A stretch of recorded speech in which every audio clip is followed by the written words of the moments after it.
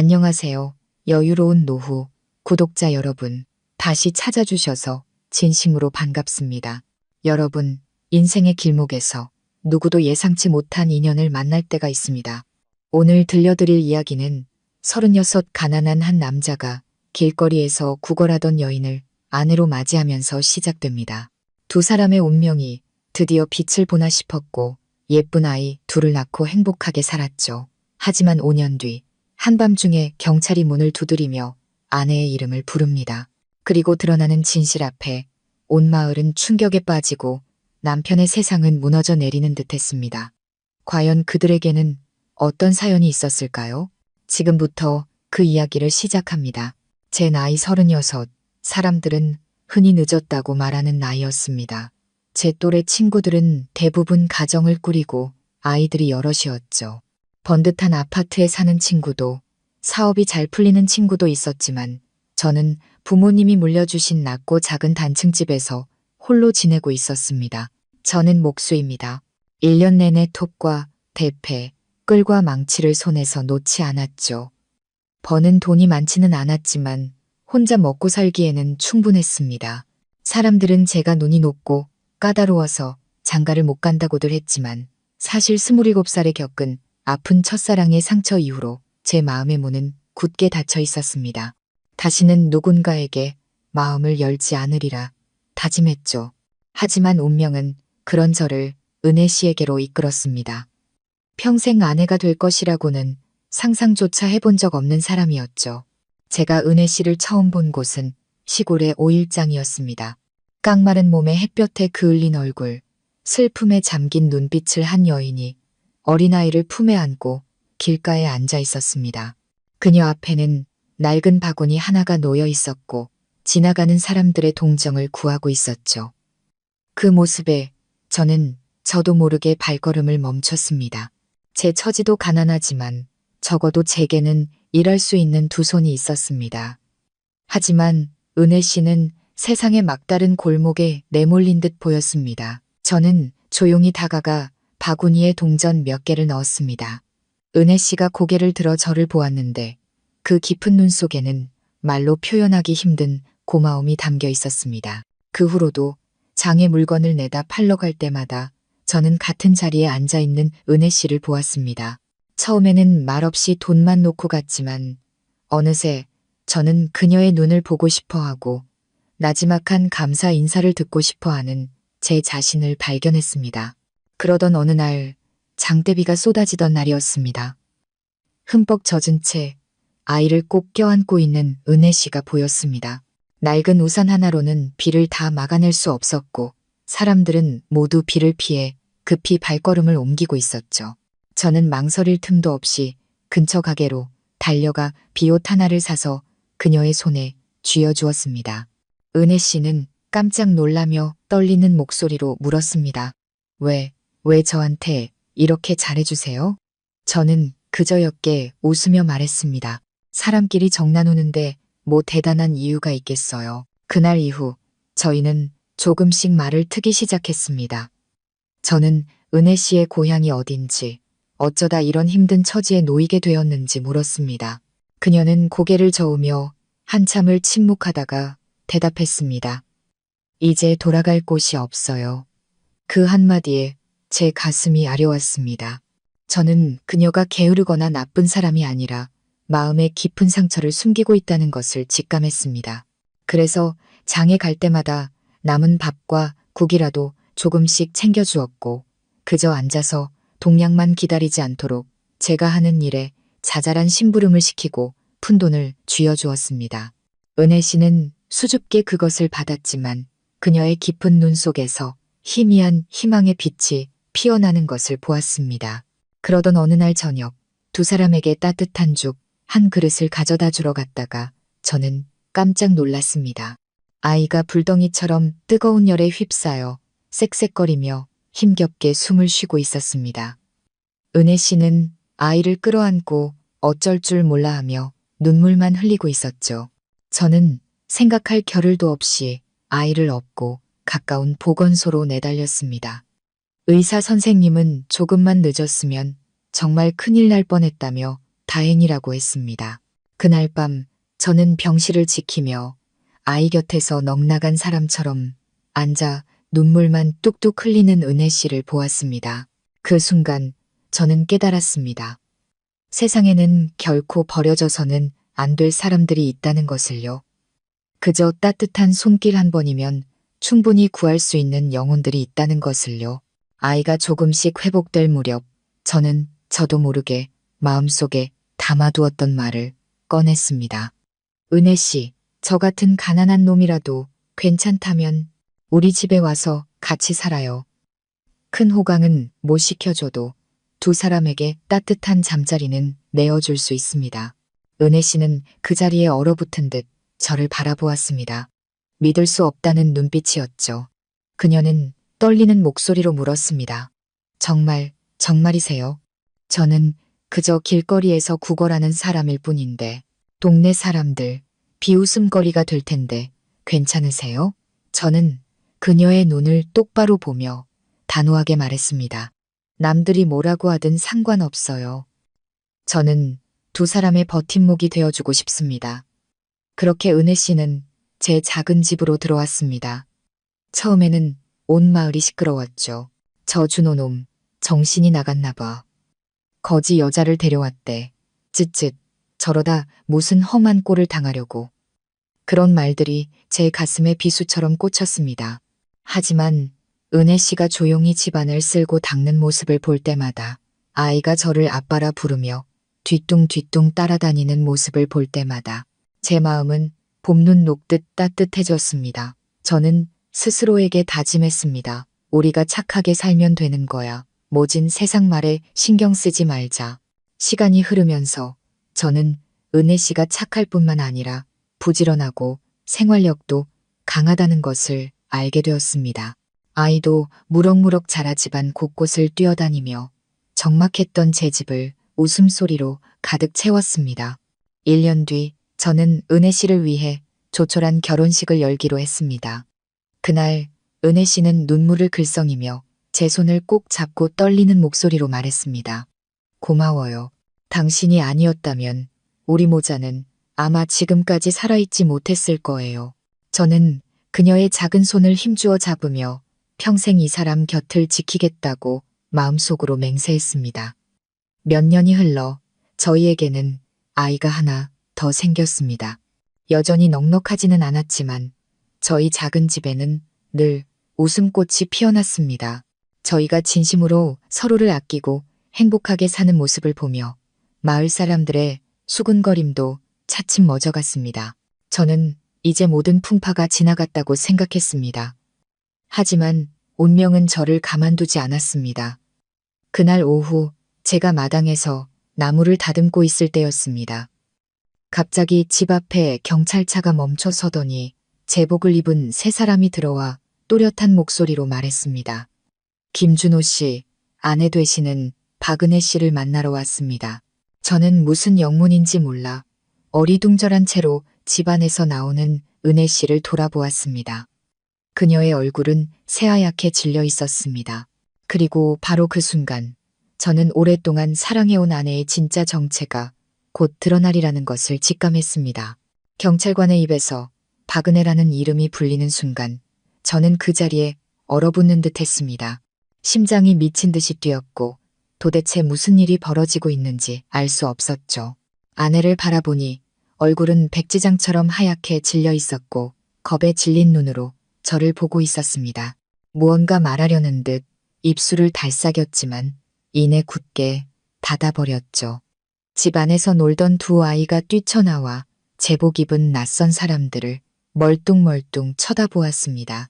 큰아이가 엄마 옷자락을 붙잡고 떨리는 목소리로 물었습니다. 엄마, 이 아저씨들은 누구예요? 은혜 씨는 아이를 끌어안으며 애써 불안감을 감추려 했지만 그녀의 손은 얼음장처럼 차가웠습니다. 경찰관 중 한 명이 앞으로 나서며 차분하지만 단호한 목소리로 말했습니다. 박은혜 씨의 신원에 대한 제보가 들어와서 사실 확인차 왔습니다. 잠시 협조해 주시겠습니까? 저는 깜짝 놀라 급히 끼어들었습니다. 저기요, 뭔가 단단히 착오가 있으신 것 같습니다. 제 아내는 몇 년 동안 집에서 아이들 돌보고 밥하는 게 전부인 사람입니다. 원래부터 불행한 여자였어요. 제가 5일장에서 우연히 만나 아내로 맞이한 사람이라고요. 이렇게 약한 사람이 무슨 제보랑 관련이 있겠습니까? 그 경찰관은 저를 한번 쳐다보고는 고개를 저었습니다. 그의 눈빛은 진지했죠. 섣불리 결론 내리지는 않겠습니다. 하지만 박은혜 씨의 과거와 관련된 정보들을 확인할 필요가 있습니다. 협조해 주시기 바랍니다. 저는 아내를 돌아보았습니다. 은혜 씨는 입술을 꽉 깨문 채 눈에는 눈물이 그렁그렁했습니다. 그녀는 작게 고개를 끄덕이며 떨리는 목소리로 말했습니다. 여보, 괜찮아요. 더는 숨길 수 없어요. 그 말은 마치 날카로운 칼날처럼 제 심장을 찔렀습니다. 저는 망연자실한 채 물었습니다. 은혜야, 당신 지금 무슨 소리를 하는 거야? 뭘 숨겼다는 거야? 우리 5년 동안 행복하게 잘 살아왔잖아. 아이들도 있고 가정도 있는데 대체 나한테 뭘 더 숨겼다는 거야?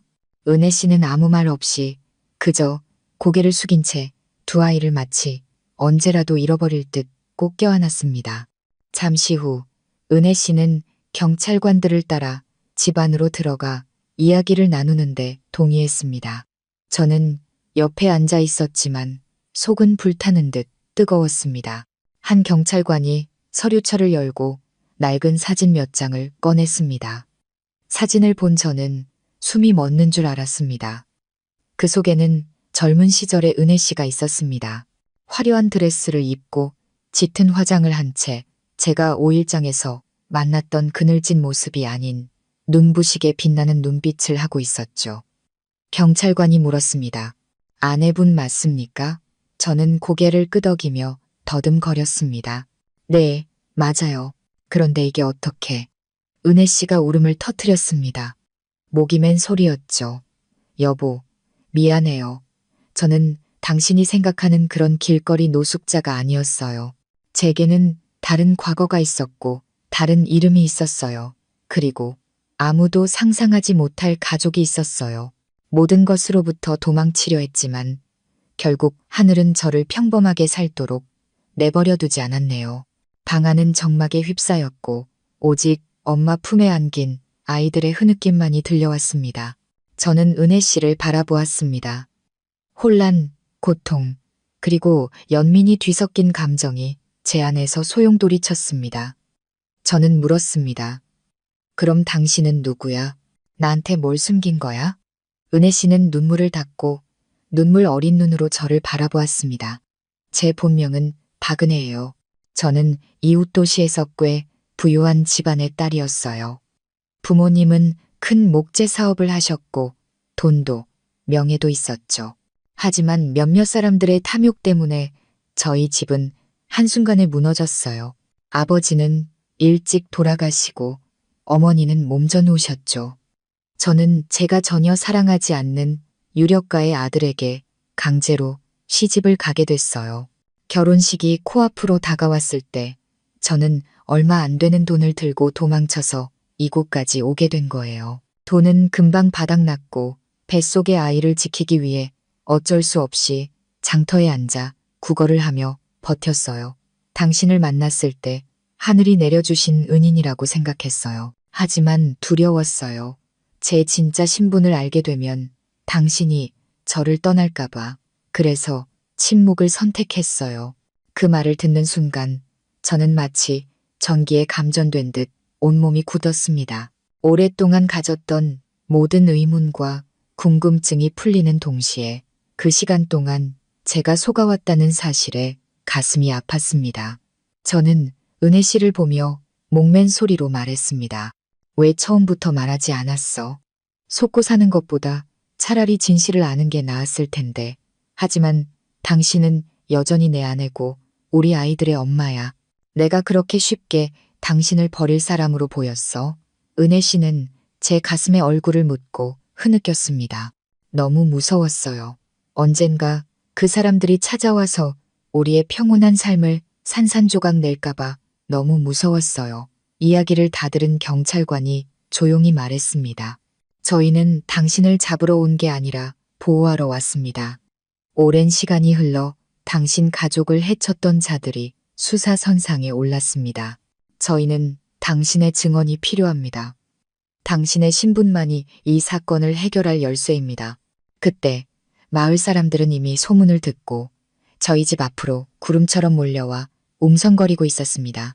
누군가는 저 여자가 거지가 아니라 재벌집 딸이었대라며 속삭였고, 다른 누군가는 어쩐지 행색은 그래도 귀티가 나더라니라며 놀라워했습니다. 온 마을이 방금 드러난 진실 앞에 충격에 빠진 듯 했습니다. 저는 자리에서 일어나 문 밖으로 나가 마을 사람들을 향해 똑똑히 말했습니다. 여러분, 제 말 좀 들어주십시오. 제 아내 은혜에게 과거가 있었던 건 사실입니다. 하지만 지난 몇 년간 여러분 모두가 보셨듯이 제 아내는 착하게 살았습니다. 아이들 키우고 남편 뒷바라지하며 누구에게도 해를 끼치지 않았습니다. 그러니 더는 아픈 말로 상처 주지 마십시오. 사람이라면 누구나 말 못할 아픔 하나쯤은 있는 법입니다. 말을 마치고 돌아보니 은혜 씨의 눈에는 눈물이 가득했지만 저를 향한 굳건한 믿음이 빛나고 있었습니다. 그날 밤 경찰이 돌아가고 자세한 진술을 위해 다시 오겠다는 약속을 남겼습니다. 저와 은혜 씨는 오랫동안 마주 앉아 있었습니다. 두 아이는 깊이 잠들었고 집안은 고요함에 잠겼습니다. 은혜 씨가 떨리는 손으로 제 손을 잡았습니다. 여보, 저는 이 가정을 잃을까봐 정말 두려워요. 당신을 속인 건 제 잘못이지만 제발 저를 버리지 말아주세요. 저는 은혜 씨를 꼭 껴안으며 속삭였습니다. 은혜야, 당신이 누구였든 과거가 어쨌든 나에게 당신은 내 아내고 우리 아이들의 엄마야. 이 가정에서 당신은 없어서는 안 될 사람이야. 그 순간 저는 행복이 얼마나 연약한 것인지 절실히 깨달았습니다. 그리고 내일부터 우리의 삶이 더 이상 예전처럼 평온하지 않으리라는 것도 알았습니다. 거센 풍랑이 바로 눈앞에 닥쳐오고 있었지만 저는 다짐했습니다. 사랑만 있다면 은혜 씨와 함께 모든 것을 맞서 싸우리라고. 다음날 아침, 낡은 기와 지붕 위로 햇살이 막 비치기 시작했을 때 저는 밤새 한숨도 못 잔 듯 눈가가 퀭한 채 침대 곁에 조용히 앉아있는 은혜 씨를 보았습니다. 두 아이는 아무것도 모른 채 새근새근 잠들어 있었습니다. 천진난만한 얼굴을 보니 앞으로 닥쳐올 시련이 더욱 가슴 아팠습니다. 저는 그녀 곁에 다가가 얼음장처럼 차가운 손을 잡으며 나지막이 물었습니다. 은혜야, 오늘 경찰서에 가서 조사를 받아야 하는 거지. 은혜 씨는 작게 고개를 끄덕였습니다. 꽉 다문 입술과 슬픔에 잠긴 눈빛은 마치 운명이 왜 이리도 자신을 가혹하게 다루는지 묻는 듯 했습니다. 저는 한숨을 쉬며 아내를 끌어안았습니다. 내가 같이 가줄게. 무슨 일이 있어도 이것 하나만 기억해. 나는 절대 당신을 버리지 않아. 이 가정은 우리 거야. 누구도 망가뜨릴 수 없어. 은혜 씨는 제 어깨에 기댄 채 울음을 터뜨리며 속삭였습니다. 여보, 너무 무서워요. 아이들이 이 일에 엮이는 건 원치 않아요. 아이들은 아직 너무 어리잖아요. 저는 그녀의 눈물을 닦아주며 단호하게 고개를 끄덕였습니다. 아이들은 내가 돌볼게. 당신은 마음 편히 모든 걸 털어놔. 더는 아무것도 숨기지 마. 진실은 밝혀져야만 해. 점심 무렵 경찰차가 집 앞에 멈춰서자 동네 사람들은 또다시 몰려나와 수군거렸습니다. 은혜 씨는 고개를 푹 숙인 채 마치 의지할 곳을 찾듯 제 손을 꼭 잡았습니다. 저는 그녀의 손을 힘주어 잡고 함께 차에 올랐습니다. 경찰서로 가는 내내 차 안에는 무거운 침묵과 한숨 소리만이 감돌았습니다. 제 마음은 걱정과 아내에 대한 안쓰러움으로 가득 찼습니다. 한때 비단 옷을 입고 살았을 여인이 지금은 운명의 소용돌이에 휘말려 다시 한번 과거와 마주해야만 했습니다. 경찰서 조사실에서 한 경찰관이 은혜 씨 앞에 두꺼운 서류철을 놓았습니다. 그의 목소리는 엄했지만 날카롭지는 않았습니다. 박은혜 씨, 개인적인 사정이 있으셨던 건 이해합니다. 하지만 이 거대한 사건의 진실을 밝히기 위해서는 솔직하게 말씀해 주셔야 합니다. 저희는 당신이 과거 X씨 최대 목재 사업체였던 성진목재 박성진 사장의 유일한 따님이라는 충분한 증거를 확보했습니다. 아버님은 의문의 사고로 돌아가셨고 어머님은 병석에 누우셨으며 당신은 갑자기 사라졌습니다. 지난 몇 년간 아버님의 죽음과 재산 다툼에 연루된 자들이 차례로 수사선상에 올랐습니다. 당신의 증언이 결정적인 역할을 할 겁니다. 은혜 씨는 떨리는 두 손을 마주 잡았습니다. 저는 아내의 관자놀이에 땀방울이 맺히는 것을 보았습니다. 그녀는 숨을 한번 크게 내쉬고는 목이 맨 목소리로 말했습니다. 네, 맞습니다. 제가 바로 박은혜입니다.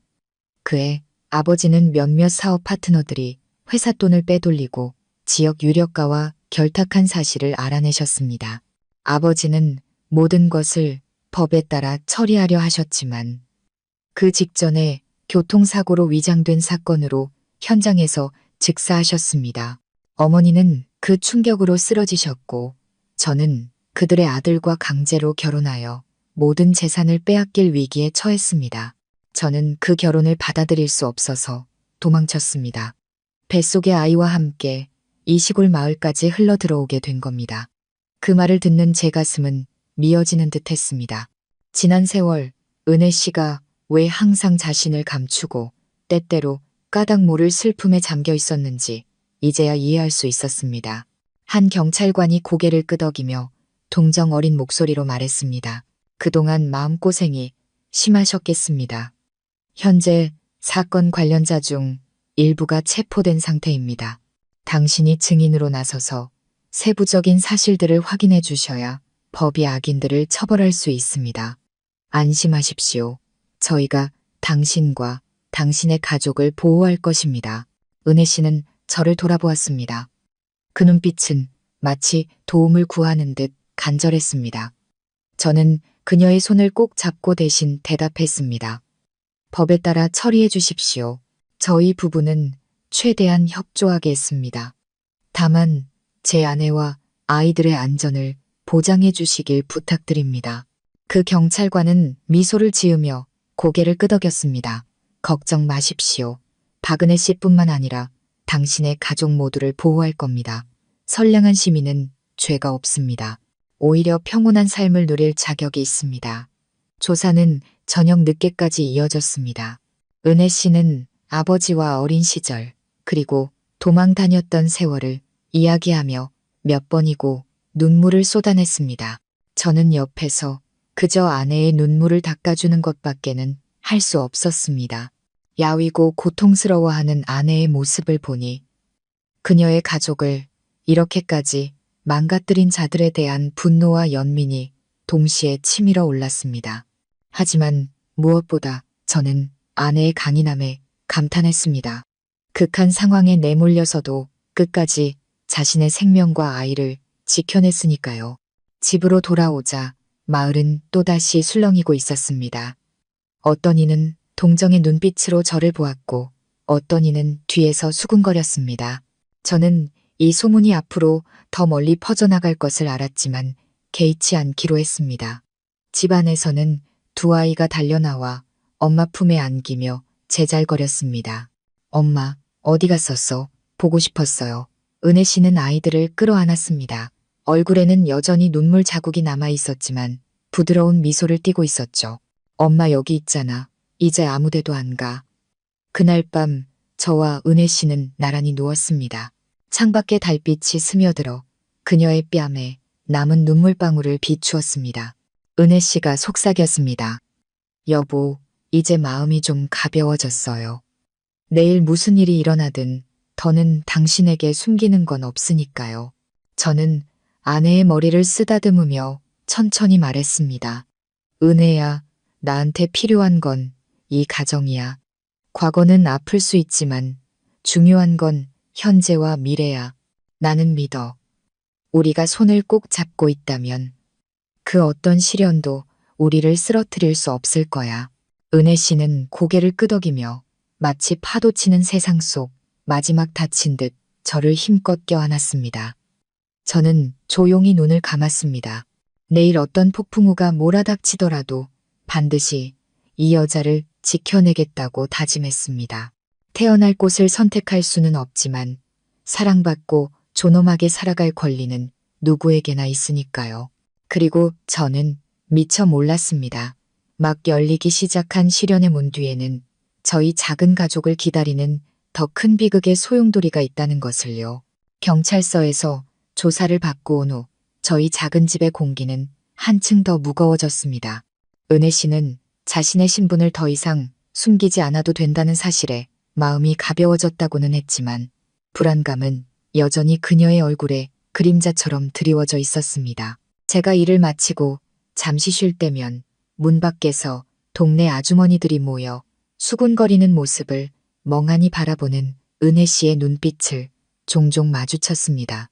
저는 이해했습니다. 세상에 입방아는 원래 가혹한 법이고 은혜 씨의 과거가 알려진 이상 이런저런 말이 나오는 것은 피할 수 없었죠.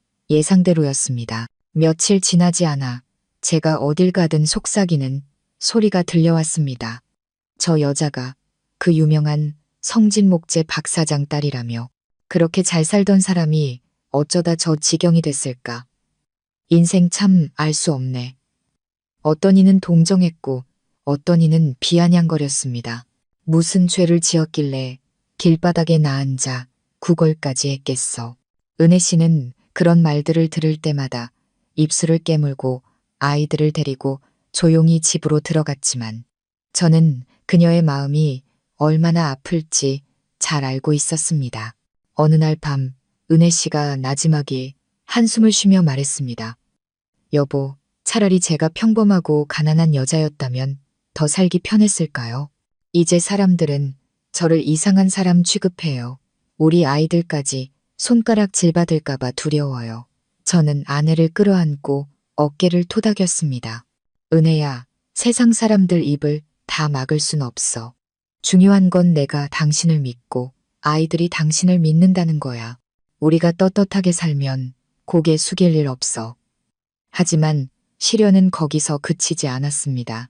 어느 날 오후 제가 손님에게 줄 가구를 만들고 있을 때 낯선 남자가 마당으로 들어섰습니다. 40대쯤 되어 보이는 험상궂은 인상의 눈빛은 교활했지만 입가에는 비웃음을 머금고 있었습니다. 그는 주위를 둘러보더니 빈정거리는 목소리로 말했습니다. 당신이 김준호 씨, 박은혜 남편. 저는 망치를 내려놓고 미간을 찌푸렸습니다. 네, 제가 김준호입니다. 누구시죠? 그가 가까이 다가와 목소리를 낮췄지만 그 안에는 분명한 위협이 담겨 있었습니다. 충고하는데 마누라 법정에 증인으로 내보내지 않는 게 좋을 거야. 어떤 일은 깊이 파고들수록 당신 가족한테만 위험해지거든. 그 말을 듣는 순간 피가 거꾸로 솟는 것 같았지만 저는 애써 평정을 유지했습니다. 무슨 뜻으로 하는 말입니까? 제 아내는 사실을 말할 뿐입니다. 떳떳한 사람은 아무것도 두려워할 게 없죠. 그는 비웃으며 제 어깨를 툭 쳤습니다. 떳떳해? 돈 있고 힘 있는 사람들 상대로 당신이 이길 수 있을 것 같아? 잘 생각해봐. 괜히 온 가족이 고통받는 꼴 보고 싶지 않으면. 그는 그 말만 남기고 훌쩍 떠났지만 제 마음속에는 지울 수 없는 불안감이 남았습니다. 그날 밤 저는 은혜 씨에게 낮에 있었던 일을 이야기했습니다. 이야기를 들은 은혜 씨는 얼굴이 새하얗게 질려 벌벌 떨었습니다. 그들이에요. 목소리만 들어도 알겠어요. 그들은 절대로 저를 가만두지 않을 거예요. 여보, 너무 무서워요. 저는 아내의 손을 꼭 잡고 단호하게 말했습니다. 은혜야, 여기까지 온 이상 물러설 수 없어. 당신이 침묵하면 아버님은 영원히 억울한 죽음으로 남게 되고 저 악당들은 계속 떵떵거리며 살 거야. 나를 위해서, 아이들을 위해서, 그리고 당신 자신을 위해서라도 용기를 내야 해. 은혜 씨는 저를 바라보았습니다. 눈에는 눈물이 그렁그렁했지만 그 안에는 결연한 의지가 빛나고 있었습니다. 그녀는 작게 고개를 끄덕이며 더 이상 과거에 짓눌려 살지 않겠다고 스스로에게 약속하는 듯 했습니다. 그 후 며칠간 경찰서에서 저희 집 주변에 인력을 배치해 보호해 주었습니다. 이웃들은 더욱 수군거렸고 어떤 이들은 엮이기 싫다는 듯 저희를 피하기까지 했습니다. 은혜 씨가 상처받고 있다는 걸 알았지만 그녀는 아무 말 없이 묵묵히 아이들을 돌보고 밥을 지으며 마지막 남은 평화를 지키려 애썼습니다. 어느 날 오후 저는 은혜 씨가 마당가에 홀로 앉아 뛰노는 아이들을 보며 눈물 짓는 모습을 보았습니다. 아이들이 어른들의 증오에 휘말리지 않고 평온하게 자라기를 바라는 엄마의 마음이었을 겁니다. 얼마 후 은혜 씨는 대질 신문을 위해 시에 있는 경찰청으로 가야 했습니다. 저는 하던 일을 모두 멈추고 아내와 동행했습니다. 그곳에서 은혜 씨는 아버지를 해친 자들과 직접 마주해야 했습니다. 넓은 조사실, 은혜 씨의 눈빛이 맞은편에 앉은 남자와 마주쳤을 때 그녀는 온몸을 부들부들 떨었습니다. 말쑥하게 차려입었지만 냉혹한 눈빛을 한 그 남자는 과거 그녀의 재산을 차지하기 위해 강제로 결혼을 강요했던 자였습니다. 은혜 씨는 모든 진실을 털어놓았습니다. 하나하나의 기억이 마치 칼날처럼 그녀의 마음을 베는 듯했습니다. 그녀는 울었지만 목소리는 단호했고 감정이 진실을 가리지 않도록 애썼습니다. 저는 밖에서 아내를 지켜보며 마음이 아프면서도 자랑스러웠습니다. 길가에 앉아 동냥하던 여인이 이제는 용감하게 나서서 악인의 얼굴을 드러내고 있었습니다. 그것은 아버지를 위한 정의 구현일 뿐만 아니라 은혜 씨 자신을 위한 해방이기도 했습니다. 대질 신문이 끝나고 저는 기진맥진한 은혜 씨를 부축해 밖으로 나왔습니다. 그녀는 지쳐 있었지만 입가에는 희미한 미소가 걸려 있었습니다. 여보, 나 해냈어요. 이제 더는 무섭지 않아요. 저는 아내의 이마에 맺힌 땀을 닦아주며 나지막이 대답했습니다. 알아. 당신은 내 자랑이야. 마을로 돌아오자 여론은 또다시 들끓었습니다. 저희를 동정하는 사람들은 은혜 씨의 용기를 칭찬했지만 입이 거친 사람들은 여전히 비아냥거렸습니다. 그래봤자 거지였던 건 사실이잖아. 저는 그 말을 들으며 아내 대신 마음이 아팠지만 사람들 입을 막을 수는 없었습니다. 그저 은혜 씨의 손을 더 꽉 잡아주며 제 마음속에서 그녀는 언제나 존중받을 자격이 있는 사람이라는 것을 느끼게 해줄 뿐이었습니다. 그 후 며칠간 경찰은 재판을 준비하기 위해 계속해서 보충조사를 진행했습니다. 긴장감은 저희 가족뿐만 아니라 온 마을을 휩쓸고 있었습니다. 어떤 분은 제게 충고했습니다. 준호 씨, 그냥 그만두는 게 어때? 그런 큰일에 엮여서 평생 고생하려고 그래? 하지만 저는 미소 지으며 대답했습니다. 아저씨, 진실을 말하지 않으면 저희는 정말 평생 고생하며 살게 될 겁니다. 그날 밤 모두가 잠든 후 저는 홀로 툇마루에 앉아 있었습니다. 달빛이 마당을 비추는 모습을 보며 제 마음속에는 안타까움과 함께 굳건한 믿음이 차올랐습니다. 앞으로 가야 할 길이 멀고 험난하다는 것을 알았지만 저는 진실을 믿었고 아내의 사랑과 용기를 믿었습니다. 정의의 빛이 비출 때만이 우리 가족이 진정한 평화를 찾을 수 있을 테니까요. 그리고 마음속 깊은 곳에서 저는 이 사회가 불행한 사람들에게 가하는 모진 말들이 조금이라도 줄어들기를 간절히 바랐습니다. 모든 운명 뒤에는 직접 겪어보지 않으면 결코 이해할 수 없는 이야기가 숨어 있으니까요. 은혜 씨 아버지의 죽음과 관련된 재판이 열리는 날, 온 마을이 그 소식을 알고 있었습니다. 아침 일찍 저는 아내와 함께 시에 있는 법원으로 갈 준비를 했습니다. 은혜 씨는 피곤한 기색을 감추기 위해 옅은 화장을 하고 단정한 푸른색 원피스를 입었습니다. 옷매무새를 만지는 그녀의 손이 미세하게 떨리는 것을 보고 저는 다가가 손을 잡아주었습니다. 은혜야, 오늘이 당신이 지나가야 할 마지막 고갯길이라고 생각해. 오늘이 지나면 과거는 닫히고 우리는 정말 평온한 삶을 시작할 수 있을 거야. 은혜 씨는 눈물을 글썽이며 저를 올려다보았습니다. 여보, 당신이 없었다면 전 오늘까지 버티지 못했을 거예요.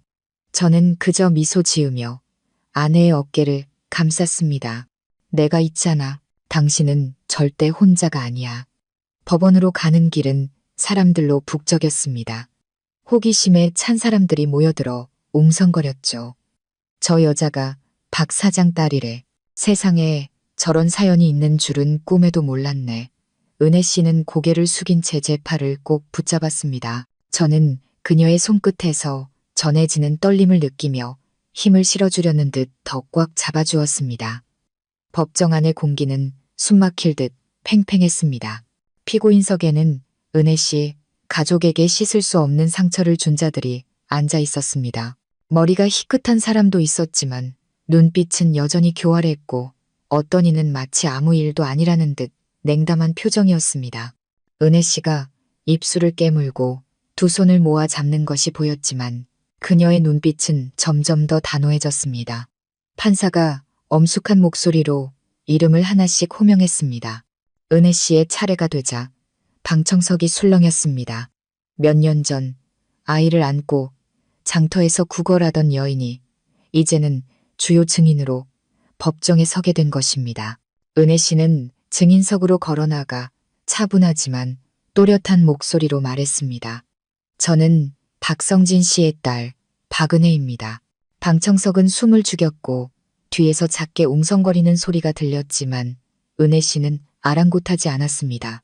그녀는 아버지가 비리를 발견한 순간부터 협박을 받고 의문의 사고로 돌아가시기까지의 모든 일을 담담히 증언했습니다. 고통스러운 기억들이 떠오를 때마다 그녀의 목소리는 여러 번 잠겼습니다. 저는 아래에 앉아 가슴이 미어지는 것을 느꼈습니다. 당장이라도 달려가 아내를 감싸주고 싶었지만 지금은 그녀 스스로가 굳건히 서야만 한다는 것을 알았습니다. 은혜 씨의 증언이 끝나자 피고인 중 한 명이 비웃으며 도전적인 목소리로 말했습니다. 당신 말 말고 다른 증거라도 있소. 그 사고가 당신 아버지가 자초한 게 아니라고 누가 장담하지? 몇 년이나 숨어 지내다 이제 와서 소설을 쓰는군. 그의 말에 방청석이 웅성거렸습니다. 은혜 씨의 얼굴이 하얗게 질렸지만 바로 그때 검사가 두꺼운 서류철을 증거로 제출했습니다. 그 안에는 수년간 수집된 증거와 함께 과거 은혜 씨 아버지의 사업 파트너 운전기사였던 사람의 결정적인 증언이 담겨 있었습니다. 사고가 철저히 계획된 것이었다는 증언이었죠. 은혜 씨는 그 서류들을 보며 눈물을 떨구었습니다. 하지만 이번 눈물은 억울함을 푸는 눈물이었습니다. 재판은 계속해서 팽팽하게 진행되었습니다. 저는 가녀린 어깨로 앉아있는 은혜 씨를 보았지만 그 모습에서 강인함이 느껴졌습니다. 수년간 그녀는 두려움과 사람들의 손가락질 속에서 살아왔습니다. 하지만 이제 그녀는 원수와 정면으로 마주하고 있었습니다. 더 이상 연약한 여인이 아닌 진실을 지키기 위해 일어선 한 사람의 어머니이자 아내였습니다. 재판이 잠시 휴정되었을 때 저는 은혜 씨를 부축해 복도로 나왔습니다. 그녀는 제 어깨에 기대 숨을 몰아쉬었습니다. 여보, 이제야 무거운 짐을 내려놓은 것 같아요. 판결이 어떻게 나든 진실이 밝혀졌으니 아버님의 억울함은 풀린 거겠죠. 저는 아내의 어깨를 감싸 안으며 나지막이 말했습니다. 맞아, 은혜야. 중요한 건 세상 사람들이 어떻게 생각하느냐가 아니라 진실이 제자리를 찾는 거야. 그때 인파 속에서 한 중년 남성이 저희에게 다가왔습니다. 낡은 양복 차림의 선한 인상을 한 분이었습니다. 가까이 다가온 그는 은혜 씨를 보며 눈시울을 붉혔습니다. 은혜 아가씨, 저를 기억하시겠습니까? 저는 예전에 아가씨 댁에서 집사로 일했던 박 집사입니다. 은혜 씨는 그 자리에 굳어버렸다가 이내 울음을 터뜨렸습니다. 그녀는 그의 손을 잡았습니다. 박 아저씨, 세상에 저는 아저씨도 돌아가신 줄 알았어요. 박 집사님이 고개를 저으며 목맨 소리로 말했습니다. 아버님이 돌아가신 후 그들의 협박 때문에 어쩔 수 없이 떠나야만 했습니다. 수년간 숨어 지내며 정의가 실현될 날만을 기다렸습니다. 이제 아가씨께서 살아계신 것을 보니 정말 기쁩니다. 그들의 재회의 방청석은 다시 한번 술렁였습니다. 박 집사님의 등장은 은혜 씨의 증언에 힘을 실어주는 살아있는 증거와도 같았습니다. 저는 아내의 눈에서 그 어느 때보다 강한 믿음의 빛을 보았습니다. 그날 오후 재판은 새로운 증거와 일치하는 증언들로 계속되었습니다. 비밀의 장막이 서서히 걷히고 한때 거만했던 자들의 얼굴에서는 핏기가 사라졌습니다.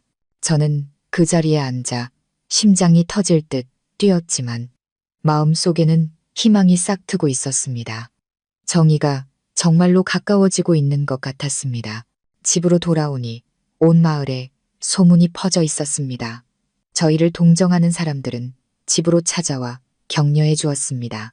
은혜 씨, 정말 잘했어. 부모님을 위해 용기를 냈구나. 하지만 입이 험한 사람들은 또 수군거렸습니다. 그래봤자 예전에 구걸하던 신세였잖아. 억울함이 풀린다고 뭐가 달라지나. 은혜 씨는 그 말을 듣고 고개를 숙였습니다. 저는 아내의 어깨를 감싸고 사람들 앞에서 단호하게 말했습니다. 여러분, 누구나 과거는 있습니다. 하지만 중요한 건 지금 어떻게 사느냐입니다. 제 아내는 이미 충분히 고통받았습니다. 더는 상처 주지 말아 주십시오. 제 말에 마을 사람들은 잠시 침묵하더니 조용히 흩어졌습니다. 밤이 되어 온 가족이 저녁상에 둘러 앉았을 때 은혜 씨가 저를 보며 감동 어린 눈빛으로 말했습니다. 여보, 앞으로 무슨 일이 일어나든 정말 고마워요. 당신은 제게 돌아올 집을 따뜻한 안식처를 주었어요. 당신이 아니었다면 저는 진작에 무너졌을 거예요. 저는 수년간의 고생으로 거칠어진 아내의 손을 잡으며 대답했습니다. 은혜야, 나에게 당신은 재벌집 딸도 구걸하던 사람도 아니야. 그냥 내 아내고 우리 아이들의 엄마야. 그것만으로도 충분해. 창밖에는 밝은 달이 고요한 마당을 비추고 있었습니다. 저는 재판이 아직 끝나지 않았고 악인들이 아직 벌을 받지 않았기에 앞으로의 길이 험난할 것을 알고 있었습니다. 하지만 그 순간 제 마음은 그 어느 때보다 굳건했습니다. 제게는 은혜 씨가 있었고 우리에게는 서로가 있었으니까요. 그날 재판은 소란과 긴장 속에서 끝났습니다. 저는 은혜 씨와 두 아이를 데리고 집으로 돌아왔지만 마음은 조금도 편치 않았습니다. 우리가 사는 작은 골목은 갑자기 낯설게 느껴졌습니다. 저희를 동정하는 이들은 다가와 격려의 말을 건넸고 호기심 많은 이들은 멀찍이 서서 수군거렸으며 의심의 눈초리들은 끈질기게 저희를 따라다녔습니다. 저는 깨달았습니다. 이제 우리 부부가 마주한 시련은 법정 안에서뿐만 아니라 가혹한 세상의 입방아와 막다른 길에 몰린 자들의 복수심이라는 것을요. 그날 저녁 아이들을 재우고 난 후 저와 은혜 씨는 툇마루에 나란히 앉았습니다. 바람이 부드럽게 불어왔고 달빛이 지붕 위를 희미하게 비추었습니다. 은혜 씨가 제 곁에 기대며 떨리는 목소리로 말했습니다. 여보, 너무 불안해요. 그들이 아직 유죄 판결을 받지 않았으니 무슨 짓을 할지 몰라요. 오늘 법원을 나올 때 누군가 우리를 미행하는 듯한 느낌을 받았어요. 저는 순간 가슴이 철렁했지만 겉으로는 애써 평온을 유지했습니다. 너무 걱정 마. 경찰이 우리를 보호해주고 있잖아. 하지만 이제부터 당신과 아이들은 더 조심해야 해. 절대 혼자 다니지 마. 은혜 씨는 고개를 끄덕이며 기댈 곳을 찾듯 제 팔을 꼭 붙잡았습니다. 제 마음은 천근만근 무거웠습니다. 아내를 대신해 이 모든 폭풍우를 혼자 짊어질 수만 있다면 얼마나 좋을까 생각했습니다. 그 후 며칠 동안 저는 마을 주변의 낯선 얼굴들이 어슬렁거리는 것을 알아차렸습니다. 낮에는 동네 가게 앞에서 서성거리고 밤에는 골목 어귀에 차를 세웠다가 급히 사라지곤 했습니다. 이웃들도 수군거렸죠. 한 어르신이 제게 경고했습니다. 준호 씨, 저 사람들 아무래도 동네 사람이 아닌 것 같아. 자네 안에 사건과 관련 있는 자들일지 모르니 조심하게. 그 말을 듣는 순간 등골이 오싹했지만 겉으로는 웃으며 안심시켜 드렸습니다. 네, 어르신, 명심하겠습니다. 걱정해 주셔서 감사합니다. 하지만 마음속으로는 위험이 바로 곁에 와 있음을 직감했습니다. 어느 날 오후 일을 마치고 집에 돌아와 마당에 들어서는 순간 집안에서 은혜 씨의 날카로운 비명 소리가 들렸습니다. 저는 혼비백산하여 달려 들어갔습니다. 창문은 누군가 던진 벽돌에 깨져 있었고 그 옆에는 쪽지 하나가 떨어져 있었습니다. 은혜 씨는 두 아이를 꼭 끌어안은 채 벌벌 떨고 있었습니다. 제가 쪽지를 집어들자 삐뚤삐뚤하지만 분명한 글씨가 눈에 들어왔습니다. 입 닥쳐. 내 가족이 험한 꼴 당하기 싫으면. 쪽지를 읽는 순간 피가 거꾸로 솟는 듯했고 손이 분노로 떨려왔습니다. 저는 급히 아내를 위로했습니다. 괜찮아. 내가 있잖아. 무서워하지 마. 하지만 사실 제 마음속 역시 두려움으로 가득했습니다. 그날 밤 저는 그 쪽지를 가지고 경찰에 신고했습니다. 경찰은 보호를 강화하고 경계를 늦추지 말라고 당부했습니다. 그럼에도 불구하고 저는 그들이 항상 우리 곁에 있을 수는 없다는 것을 알았습니다. 보이지 않는 위험은 단 한순간의 방심으로도 모든 것을 무너뜨릴 수 있으니까요. 은혜 씨는 날이 갈수록 야위어 갔습니다. 밤에 깊은 잠을 이루지 못했고 작은 소리에도 놀라 깨어나 아이들을 끌어안곤 했습니다. 저는 아내가 남몰래 눈물 흘리는 모습을 여러 번 보았습니다. 저는 그녀가 자신뿐만 아니라 두 아이 때문에 더 두려워하고 있다는 것을 알았습니다. 어떤 밤에는 제가 작은 칼을 손에 쥔 채 툇마루에 앉아 골목 밖의 모든 소리에 귀를 기울이기도 했습니다. 그 불안감은 저를 몇십 년은 더 늙게 만드는 것 같았습니다. 어느 날 저녁 제가 막 대문을 닫으려 할 때 갑자기 문을 다급하게 두드리는 소리가 들렸습니다. 경계하며 문을 열자 그곳에는 법정에서 만났던 박 집사님이 서 있었습니다. 그는 숨을 헐떡이며 말했습니다. 준호 씨, 그들이 판결이 나기 전에 먼저 손을 쓸 거라는 소식을 들었소. 당신과 은혜 아가씨, 정말 조심해야 하오. 자신들을 고발한 사람을 그냥 둘 리가 없소. 저는 깜짝 놀라 다급하게 물었습니다. 어디서 들으신 소식입니까? 박 집사님은 고개를 저으며 걱정스러운 눈빛으로 말했습니다. 내부 사정을 아는 사람에게 들었소. 자세히 말할 수는 없지만 내 말을 믿으시오. 그들은 정말 위험한 자들이오. 그 말을 들은 은혜 씨는 핏기 하나 없는 얼굴로 제 손을 꼭 잡았습니다. 저는 아내의 어깨를 감싸며 안심시켰습니다. 우리는 물러서지 않을 거야, 은혜야. 수년간 도망쳤지만 이제는 더 이상 그럴 수 없어. 그들이 아무리 악랄해도 우리 뒤에는 정의가 있어. 내가 무슨 일이 있어도 당신과 아이들을 지킬게. 제가 뱉은 말은 사실 저 자신을 안심시키기 위한 다짐이기도 했습니다. 이 사회에서 돈과 권력을 가진 자들이 때로 법을 교묘히 피해간다는 것을 잘 알고 있었기 때문입니다. 하지만 저는 진실이 영원히 묻힐 수는 없다고 믿었습니다. 다음 날 저는 일을 쉬고 집에 머물렀습니다. 문과 창문을 단단히 걸어 잠그고 무슨 일이 생기면 바로 경찰에 신고할 수 있도록 휴대전화를 손에서 놓지 않았습니다. 아이들은 아무것도 모른 채 마당에서 천진난만하게 뛰어놀았습니다. 은혜 씨는 한쪽 구석에 앉아 낡은 옷을 꿰매고 있었습니다. 얼굴은 긴장으로 굳어 있었지만 분주하게 움직이는 저를 보며 그녀의 눈빛에는 조금이나마 안도감이 깃들어 있었습니다. 저녁 식사를 하고 있을 때 갑자기 골목 밖에서 오토바이 소리가 요란하게 들렸습니다. 제가 급히 나가보니 복면을 쓴 몇몇이 마당으로 무언가를 던지고는 쏜살같이 사라졌습니다. 곧이어 펑하는 소리와 함께 하얀 연기가 피어올랐습니다. 다행히 위험한 폭발물은 아니었지만 저희 가족은 혼비백산했습니다. 은혜 씨는 아이들을 끌어안고 울음을 터뜨렸습니다. 저는 달려가 아내와 아이들을 감싸 안고 즉시 경찰에 신고했습니다. 경찰이 도착하여 현장을 확인하고 반드시 범인을 잡겠다며 집 근처에 경비를 서주겠다고 약속했습니다. 저는 어느 정도 안도했지만 그들이 우리를 겁주어 스스로 물러나게 하려는 속셈이라는 것을 알았습니다. 저는 은혜 씨를 보았습니다.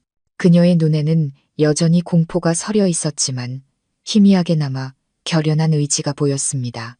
저는 나지막이 말했습니다. 그들 뜻대로 되게 해서는 안 돼. 기억해. 우린 여기까지 왔어. 절대 돌아갈 수 없어. 은혜 씨는 고개를 끄덕였습니다. 눈물 젖은 눈이었지만 그 안에는 보기 드문 강인함이 빛나고 있었습니다. 그날 밤 저희 가족은 서로 꼭 붙어 앉아 있었습니다. 저는 깨달았습니다. 이 폭풍우 속에서 사랑과 가족의 유대감이야말로 가장 큰 힘이라는 것을요. 저는 은혜 씨의 손을 꼭 잡고 잠든 두 아이를 바라보며 마음속으로 다짐했습니다. 무슨 일이 있어도 반드시 이 가정을 지켜내리라고. 우리가 반평생을 바쳐 얻어낸 이 행복을 누구도 빼앗아갈 수 없다고.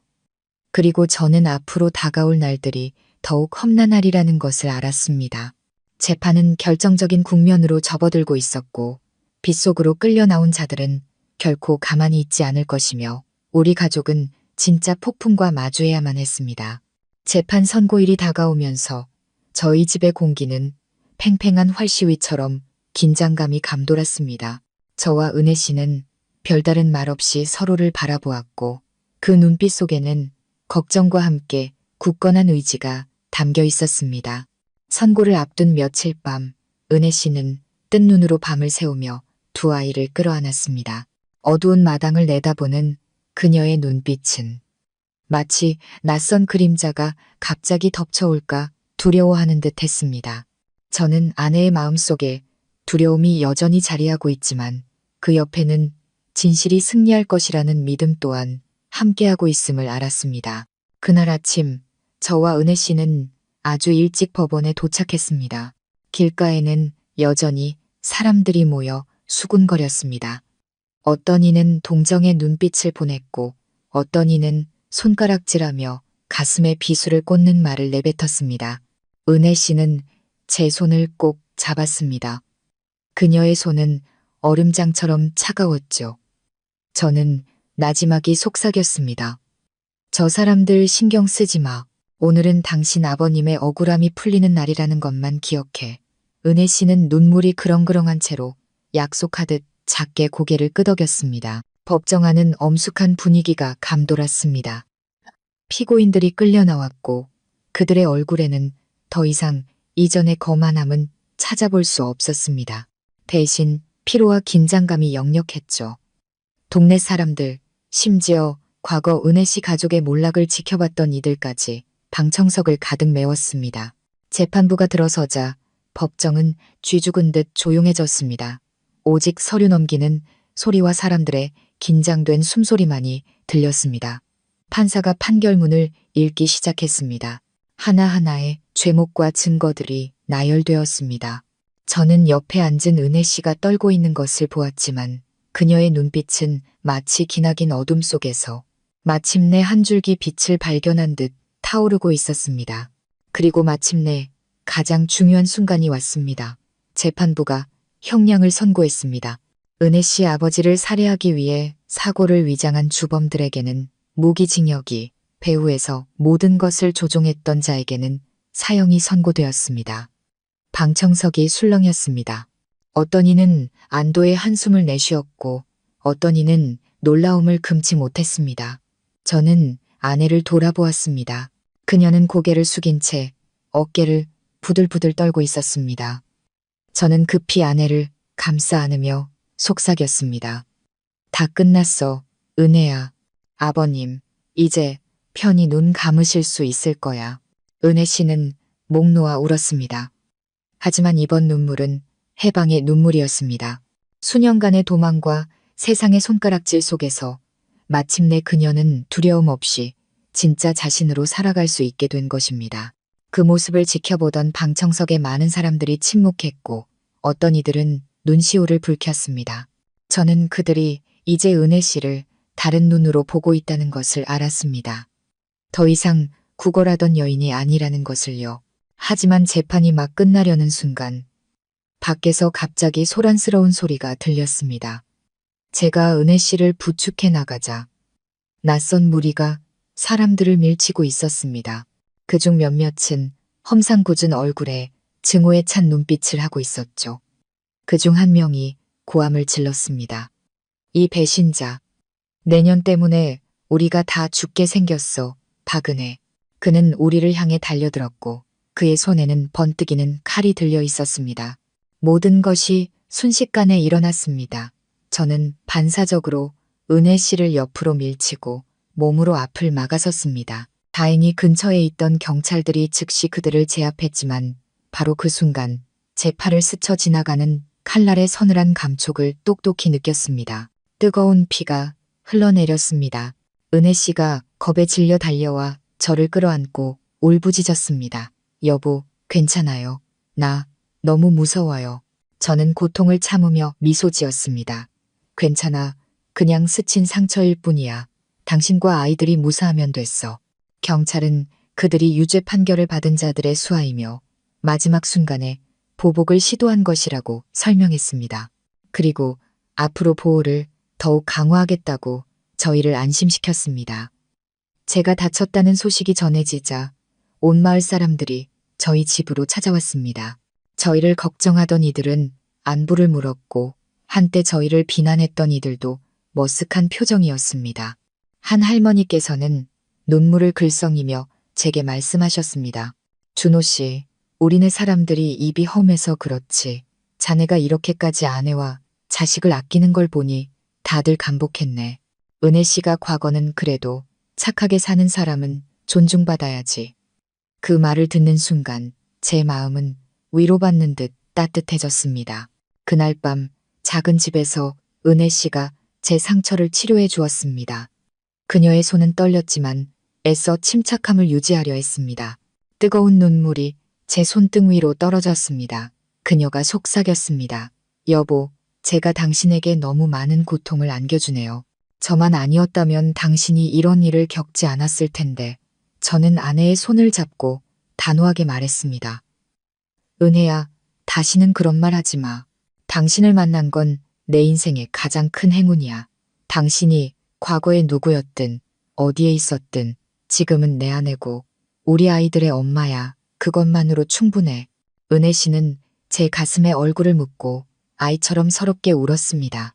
그 순간 저는 그 어느 때보다도 가족이야말로 모든 시련을 이겨내는 유일한 힘이라는 것을 느꼈습니다.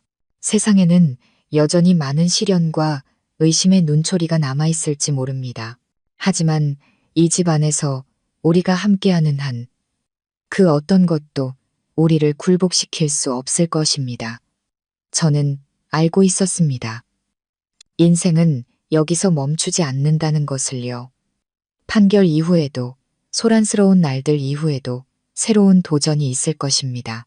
하지만 저는 이제부터 은혜 씨가 구걸하던 여자가 아닌 진짜 자기 자신으로 인정받게 될 것이라고 믿었습니다. 그리고 저는 비록 평범한 목수일 뿐이지만 세상의 폭풍이 아무리 거세더라도 영원히 아내와 아이들이 기댈 수 있는 언덕이 되어줄 것입니다. 밤이 깊어지고 바람이 지붕을 스치며 풀냄새를 실어왔습니다. 저는 잠든 두 아이를 조용히 바라보았습니다. 은혜 씨는 제 옆에 기대어 있었고 피곤하지만 그 어느 때보다 평온한 얼굴이었습니다. 저는 생각했습니다. 어쩌면 행복이란 부나 명예가 아니라 인생의 온갖 쓴맛을 다 겪은 후에 사랑하는 사람들과 함께 평온을 누리는 것일지도 모른다고요. 그리고 저는 믿었습니다. 내일 아침 해가 떠오르면 우리 가족의 새로운 삶이 시작될 것이라고. 여전히 시련은 있겠지만 희망으로 가득 찬 삶이 될 것이라고. 재판이 끝나고 모든 것이 제자리로 돌아갈 것이라고 생각했습니다. 우리 가족의 삶도 곧 평온한 궤도를 찾을 것이라고 믿었죠. 실제로 판결 직후 며칠 동안 은혜 씨는 마음의 무거운 짐을 내려놓은 듯 했습니다. 웃음이 많아졌고 눈에는 여전히 슬픔의 그림자가 남아 있었지만 이전의 불안감은 많이 사라졌습니다. 저 또한 마음이 가벼워졌습니다. 마침내 정의가 실현되었고 은혜 씨의 아버지는 억울함을 풀었으며 악인들은 죗값을 치르게 되었으니까요. 마을 사람들의 수군거림도 줄어들었고 오히려 아내의 용기를 칭찬하는 이들까지 생겼습니다. 이제 우리 작은 가족이 평온하게 미래를 가꾸어 나갈 수 있을 것이라고 생각했습니다. 하지만 인생은 결코 그렇게 단순하지 않았습니다. 어느 날 오후 제가 마당에서 나무를 다듬고 있을 때 낡은 승용차 한 대가 대문 앞에 멈춰 섰습니다. 차에서 내린 사람은 40대쯤 되어 보이는 말쑥하게 차려입은 남자였습니다. 제가 미처 정신을 차리기도 전에 집에서 나오던 은혜 씨가 그를 보고는 그 자리에 얼어붙었습니다. 그녀의 눈은 커졌고 얼굴에서는 핏기가 사라졌으며 두 손은 부들부들 떨리고 있었습니다. 저는 급히 다가가 경계하며 물었습니다. 누구신데 여기서 이러십니까? 남자는 미소를 지었지만 그 목소리에는 묘한 의미가 담겨 있었습니다. 제 아내를 찾으러 왔습니다. 바로 저기 있는 은혜 씨 말입니다. 그 말에 저는 숨이 멎는 듯했고 은혜 씨는 모든 기력을 잃은 사람처럼 새하얗게 질렸습니다. 그녀가 더듬거리며 말했습니다. 재혁 씨, 당신이 어떻게 여기에? 재혁이라는 이름의 남자는 가까이 다가왔습니다. 그의 눈빛에는 형용하기 어려운 감정이 담겨 있었죠. 지난 몇 년간 계속 당신을 찾아다녔어. 은혜야. 당신이 도망치는 바람에 내가 얼마나 힘들었는지 알아? 이제야 겨우 찾았네. 저는 은혜 씨를 돌아보았습니다. 심장이 거세게 뛰었고 의심의 불길이 치솟았지만 애써 평정을 유지했습니다. 은혜야, 이 사람 누구야? 설명 좀 해봐. 은혜 씨는 마당으로 뛰쳐나온 두 아이를 꼭 끌어안은 채 벌벌 떨었습니다. 그녀의 입술은 한참을 달싹이다가 겨우 말을 이었습니다. 여보, 이 사람은 재혁 씨예요. 과거에 제가 강제로 결혼해야 했던 사람. 이 결혼을 받아들일 수 없어서 도망쳤던 거예요. 그 말에 제 머릿속은 혼란스러워졌습니다.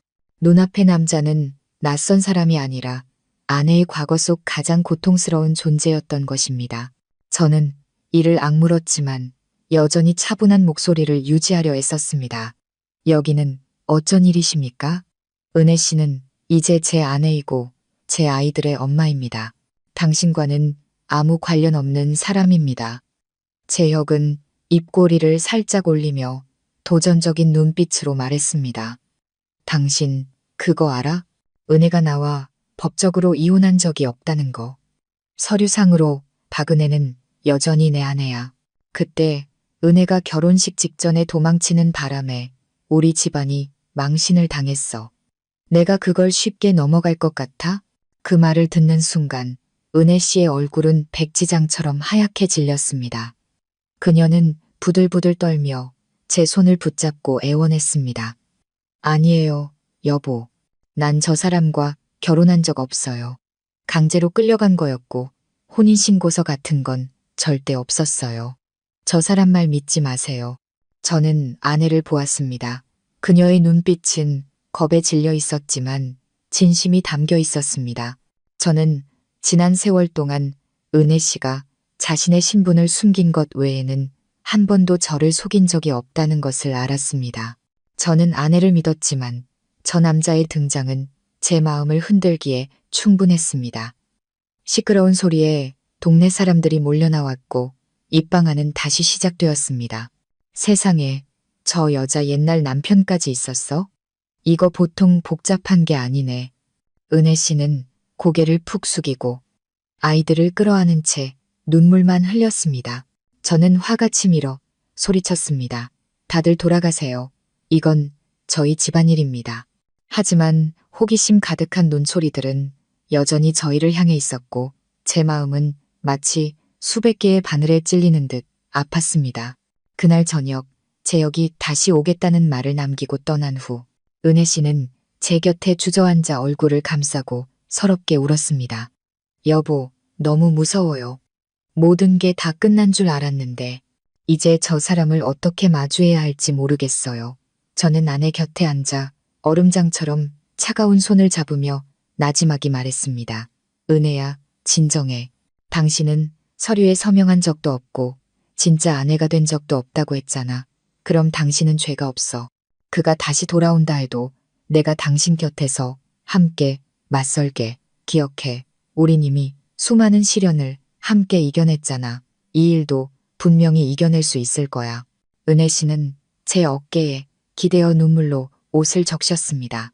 저는 어깨가 무겁게 느껴졌지만 마음은 그 어느 때보다 단단해졌습니다.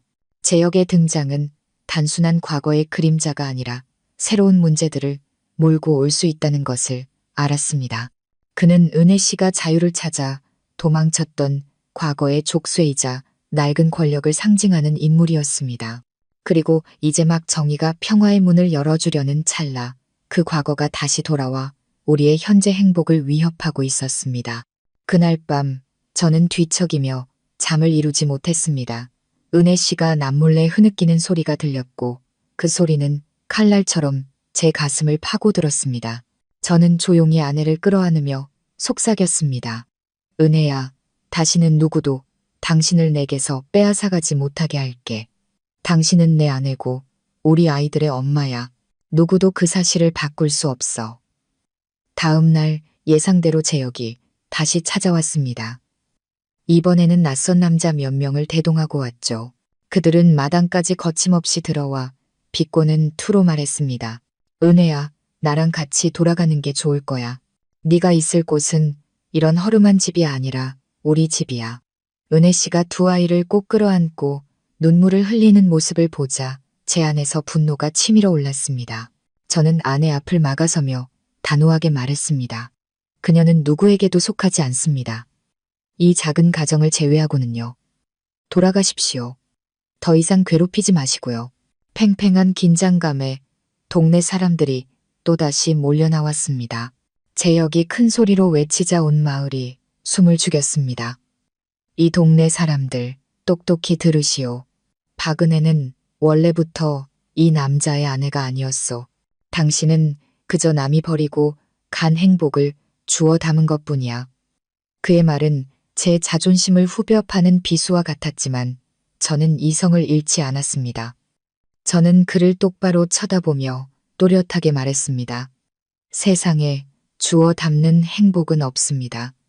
행복은 함께 가꾸어 나가는 것입니다. 은혜 씨는 저를 선택했고 저와 함께 아이를 낳고 가장 힘든 세월을 함께 살아왔습니다. 그것이야말로 진정한 부부의 정입니다. 당신이 말하는 결혼이란 건 강요일 뿐이었습니다. 여기 계신 동네 분들이 더 잘 아실 겁니다. 온 마을이 침묵했고 많은 이들이 저를 보며 고개를 끄덕였습니다. 제 역은 얼굴이 어두워졌지만 더 이상 반박하지 못하고 증오의 찬 눈빛을 제게 던진 채 돌아갔습니다. 돌아오겠다는 협박을 남긴 채로요. 저는 은혜 씨를 보았습니다. 그녀는 여전히 떨고 있었지만 눈빛에는 믿음이 어려 있었습니다. 저는 그녀가 저를 선택했고 저는 그 선택을 끝까지 지켜내야 한다는 것을 알았습니다. 그날 저녁 온 가족이 모여 앉았을 때 은혜 씨가 제 손을 잡고 속삭였습니다. 여보, 저에게는 당신과 아이들 뿐이에요. 과거가 어떻든 저는 절대 이 가정을 떠나지 않을 거예요. 저는 아내의 손을 힘주어 잡으며 짧게 대답했습니다. 알아. 그리고 나는 과거가 다시 당신을 무너뜨리도록 내버려 두지 않을 거야. 하지만 저는 제 역의 등장이 이제 시작에 불과하다는 것을 알았습니다. 새로운 폭풍이 다가오고 있었고 그것은 우리의 용기와 사랑 그리고 믿음을 시험하게 될 것이었습니다. 제 역이 나타난 이후 마을의 분위기는 무겁고 이상하게 변했습니다. 재판이 끝난 후 많은 사람들이 은혜 씨를 이해하고 그녀의 용기를 칭찬했지만 제 역이 나타나자 소문은 다시 피어올랐습니다. 저희를 지지하던 사람들도 있었지만 악의적인 사람들은 다시 비아냥거릴 구실을 찾았습니다. 저 여자 옛날 남편이 있었네. 준호는 그냥 운 좋게 버려진 여자 주운 거였어. 그 독한 말들은 바람처럼 빠르게 퍼져나갔고 은혜 씨를 더욱 고통스럽게 했습니다. 그때부터 은혜 씨는 시장에 가도 서둘러 필요한 것만 사고 돌아왔습니다. 뒤에서 들려오는 수군거림의 시선을 피하고 어깨를 움츠렸죠. 집에 돌아오면 말없이 아이들을 돌보고 밥을 지었습니다. 말이 눈에 띄게 줄었죠. 그 모습을 보는 제 마음은 찢어질 듯 아팠습니다. 한 번은 제가 조심스럽게 물었습니다. 은혜야, 무슨 일 있어? 은혜 씨는 고개를 숙였고 눈가가 붉어져 있었습니다. 여보, 무서워요.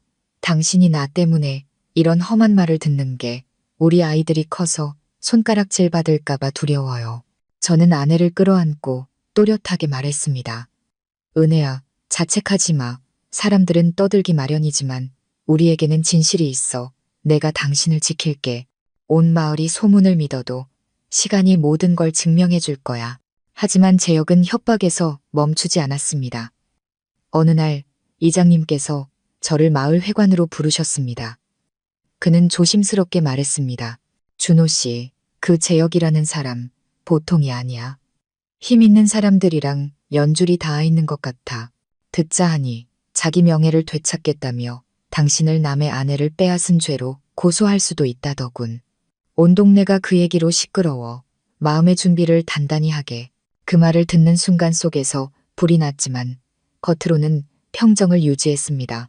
이장님, 걱정 마십시오. 저는 제 아내를 믿습니다. 그리고 법이 옳은 편에 서리라 믿습니다. 그날 밤 저는 이장님과의 대화를 은혜 씨에게 전했습니다. 이야기를 들은 은혜 씨는 울음을 터뜨리며 저를 끌어안았습니다. 여보, 내가 죄인이에요. 나만 아니었다면 당신이 이런 일을 겪지 않았을 텐데. 저는 아내의 눈물을 닦아주며 단호하게 말했습니다. 은혜야, 당신은 죄가 없어. 죄는 억지로 당신 인생을 망가뜨리려 했던 자들에게 있어. 내가 당신을 아내로 맡고 함께 아이를 키운 건 내 선택이야. 단 한 번도 후회한 적 없어. 온 마을이 우리에게 등을 돌린다 해도 난 절대 당신을 버리지 않아. 하지만 시련은 계속되었습니다. 며칠 후 제가 마당에서 나무를 다듬고 있을 때 낯선 남자 2명이 찾아왔습니다. 그들은 제혁이 보냈다며 거침없이 말했습니다. 김준호 씨, 아내분을 돌려보내는 게 좋을 거요. 제혁 씨가 다시 받아주고 부족함 없이 살게 해주겠다고 했소. 당신 같은 가난한 목수가 뭘 해줄 수 있겠소. 괜히 사서 고생하지 마시오. 저는 고개를 들어 그들의 눈을 똑바로 쳐다보며 차분하지만 단호하게 말했습니다. 돌아가서 제혁 씨에게 이렇게 전해주시오. 은혜 씨는 내 아내요. 우리는 5년을 함께 살았고 아이들도 있소. 그 세월과 정은 돈이나 명예로 살 수 있는 게 아니오. 우리를 갈라놓을 생각은 꿈도 꾸지 마시오. 2 남자는 코웃음을 치며 돌아갔지만 그들의 눈빛에는 위협이 담겨 있었습니다. 은혜 씨는 그 이야기를 듣고 겁에 질려 얼굴이 하얗게 변했습니다. 저는 아내를 안심시켰습니다. 걱정 마. 경찰에 다 이야기해뒀어. 함부로 행동하지 못할 거야. 하지만 저 자신도 완전히 안심할 수는 없었습니다. 밤이 깊어지면 저는 여전히 툇마루에 앉아 작은 소리에도 귀를 기울였습니다. 제혁이 쉽게 포기할 리 없다는 것을 알았기 때문입니다. 예상대로 그 후 소문은 더욱 널리 퍼졌습니다. 은혜 씨를 지지하는 사람은 줄어들고 의심하는 사람은 늘어났습니다. 어느 날 학교에 다녀온 아이들이 고개를 푹 숙인 채 눈물을 글썽이고 있었습니다. 이유를 물어보니 친구들이 내 엄마는 남편이 둘이래. 너는 아빠도 없대라고 놀렸다는 것이었습니다. 그 말을 듣는 순간 제 심장이 멎는 듯 했습니다. 은혜 씨는 말없이 눈물만 흘리며 아이를 꼭 껴안았습니다. 그 모습을 보는 제 가슴은 미어졌고 머릿속에는 오직 한 가지 생각뿐이었습니다. 내가 나서서 아내와 아이들을 지켜야 한다. 더 이상 이들이 모욕당하게 둘 수는 없다. 그날 저녁 저는 가족들을 모아놓고 말했습니다. 은혜야, 걱정 마. 내가 직접 제혁을 만나서 단판을 지을게. 그리고 온 마을 사람들 앞에서 진실을 밝힐 거야. 더 이상 헛소문이 돌지 않도록. 은혜 씨가 걱정스럽게 제 손을 잡았습니다. 그렇게 하면 괜찮을까요? 저는 고개를 끄덕였습니다. 침묵하면 사람들은 우리가 잘못했다고 생각할 거야. 우리가 당당하게 맞설 때만이 진실을 인정받을 수 있어. 그래서 다음 날 저는 이장님의 허락을 받아 마을 회의를 소집했습니다. 회의는 마을 회관에서 열렸습니다. 온 마을 사람들이 모여들었고 제혁도 여유로운 표정으로 나타났습니다. 모두가 조용해지자 제가 일어서서 단호한 목소리로 말했습니다. 여러분, 오늘 이 자리에서 분명히 말씀드리겠습니다. 제 아내 은혜는 과거 재혁 씨와 강제로 결혼할 뻔했지만 혼인신고도 자발적인 동의도 없었습니다. 그녀가 도망친 것은 자신의 존엄을 지키기 위해서였습니다. 그 후 제가 그녀를 만나 사랑했고 함께 가정을 꾸렸습니다. 저희에게는 두 아이가 있고 5년을 함께 살았습니다. 여러분께서 생각해 보십시오. 이것이 진짜 부부가 아니면 무엇이겠습니까? 회의장은 쥐 죽은 듯 조용했고 몇몇 분들이 고개를 끄덕였습니다. 재혁이 벌떡 일어나 날카로운 목소리로 외쳤습니다. 그건 변명일 뿐이야. 은혜는 내 아내였고 나만이 그녀를 책임질 수 있어. 저는 그를 똑바로 쳐다보며 또렷하게 말했습니다.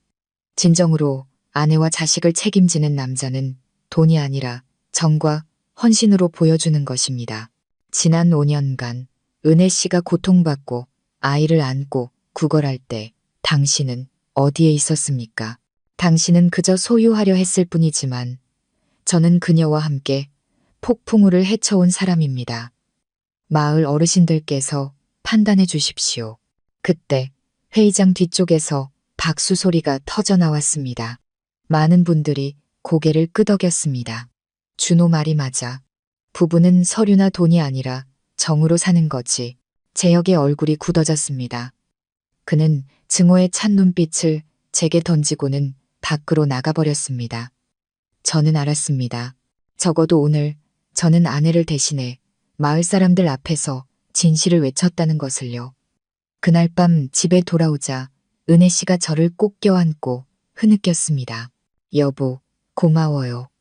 당신이 아니었다면 저는 이 모든 것을 감당할 힘이 없었을 거예요. 저는 아내의 머리를 쓰다듬으며 나지막이 속삭였습니다. 은혜야, 내가 당신을 지키겠다고 약속했잖아. 무슨 일이 있어도 누구도 당신을 상처 입히게 두지 않을 거야.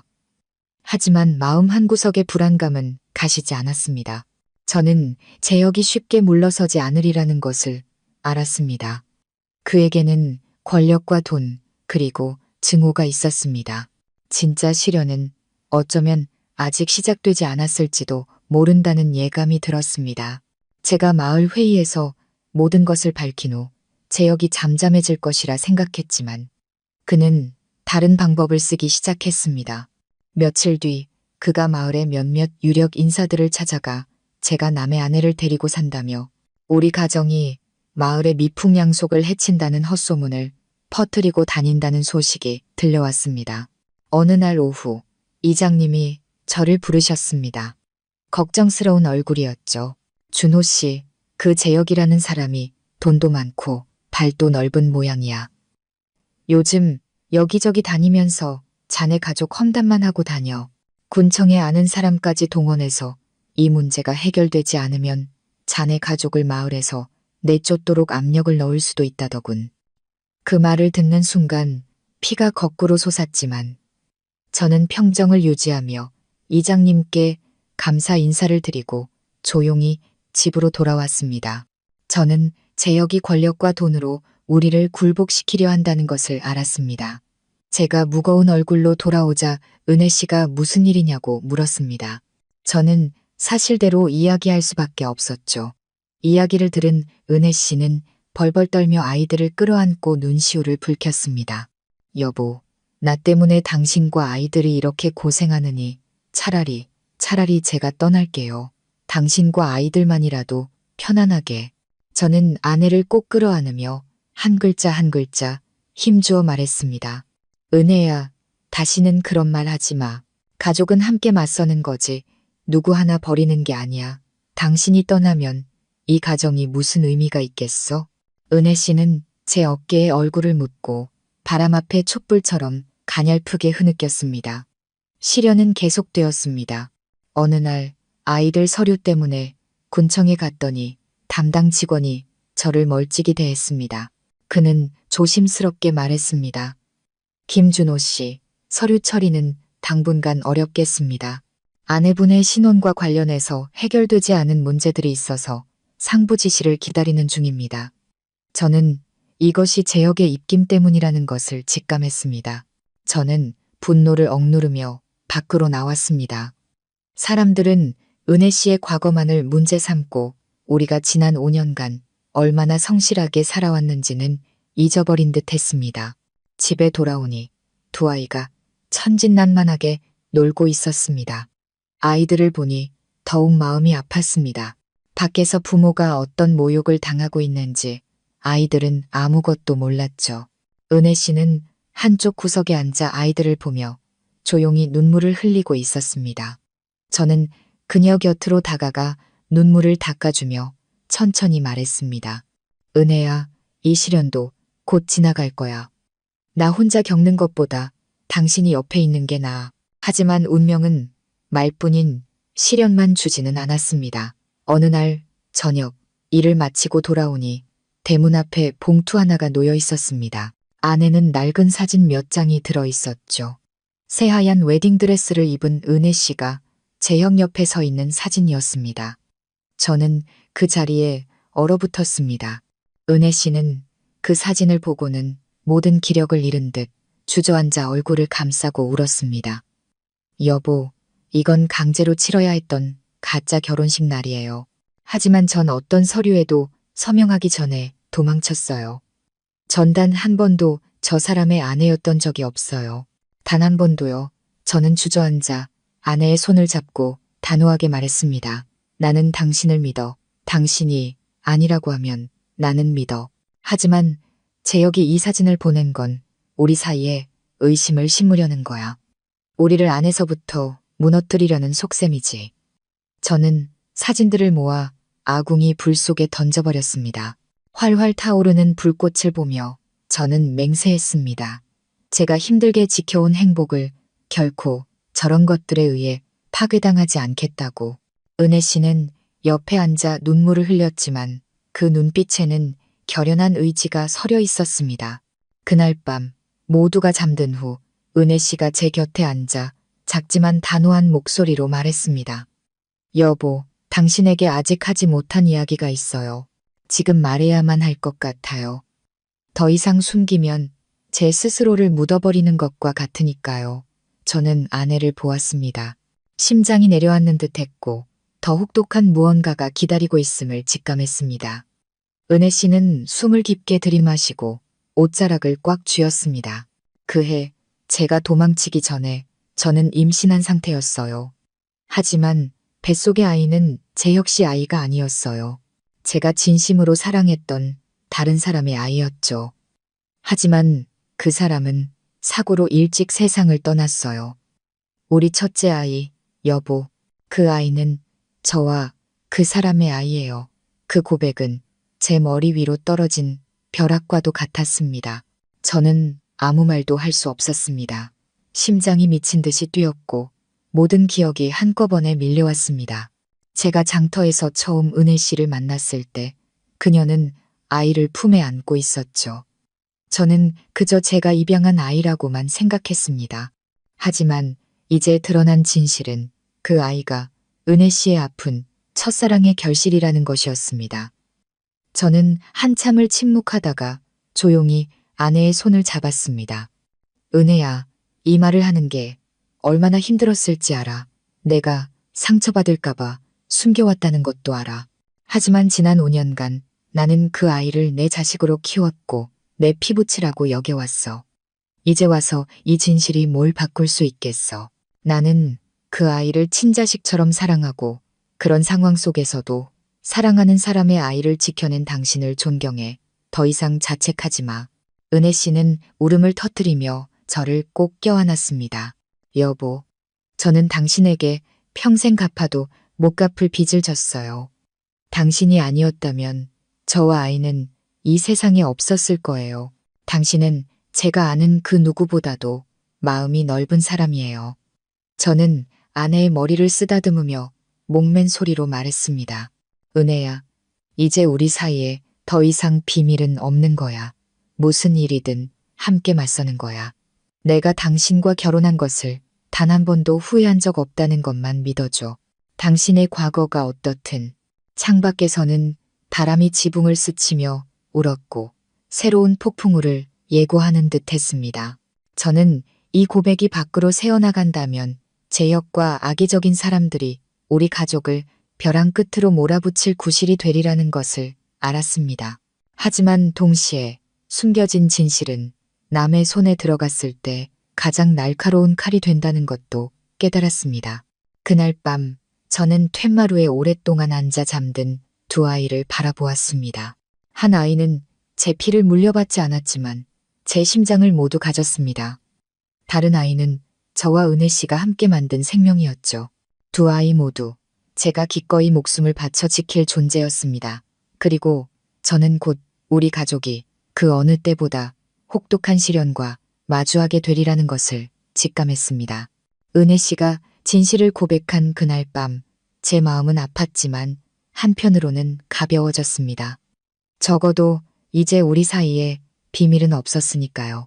첫째, 아이를 처음 만난 날부터 제 피부티처럼 여겨왔기에 진실을 안지금 그 어려운 상황 속에서도 아이를 지켜낸 은혜 씨의 모성애를 더욱 소중하게 생각하게 되었습니다.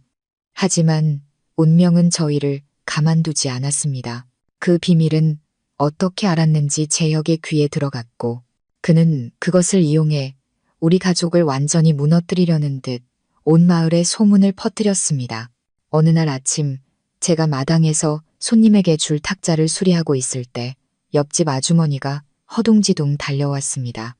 준호 씨, 큰일 났어. 온 동네에 당신네 큰아들이 친아들이 아니라는 소문이 쫙 퍼졌어. 그 재혁이라는 사람이 다 퍼뜨렸대. 저는 그 자리에 얼어붙었고 등줄기에서는 식은땀이 흘렀습니다. 집 안을 보니 은혜 씨가 밥상을 들고 나오다 손을 떨어서 상을 놓칠 뻔했습니다. 그녀도 모든 말을 들은 것이었죠.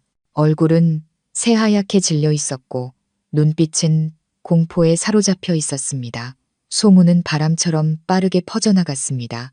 어떤 이는 그래도 준호가 몇 년을 키웠는데 정이 피보다 진하지라며 안타까워했지만 입이 험한 사람들은 독설을 퍼부었습니다. 그동안 남의 자식 키워준 거였네.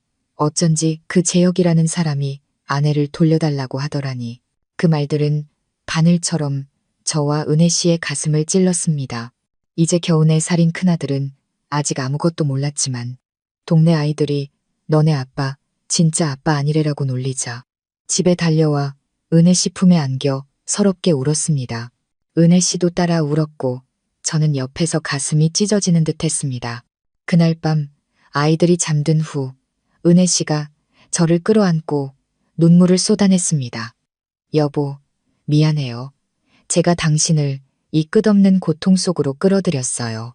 저는 당신에게 자격 없는 사람이에요. 저는 아내의 어깨를 감싸고 한 글자 한 글자 힘주어 말했습니다. 은혜야, 다시는 그런 말 하지 마. 내가 당신을 선택했고 과거가 어떻든 절대 버리지 않아. 그리고 저 아이, 내가 키운 내 자식이야. 누구도, 심지어 재혁도 저 아이를 모욕할 권리는 없어. 하지만 고통은 소문에서 그치지 않았습니다. 며칠 후 재혁은 보란듯이 장터 한가운데 나타났습니다. 수많은 사람들 앞에서 그는 큰 소리로 외쳤습니다. 박은혜, 아직도 발뺌할 셈인가? 저 첫째 아이, 김준호 자식이 아니잖아.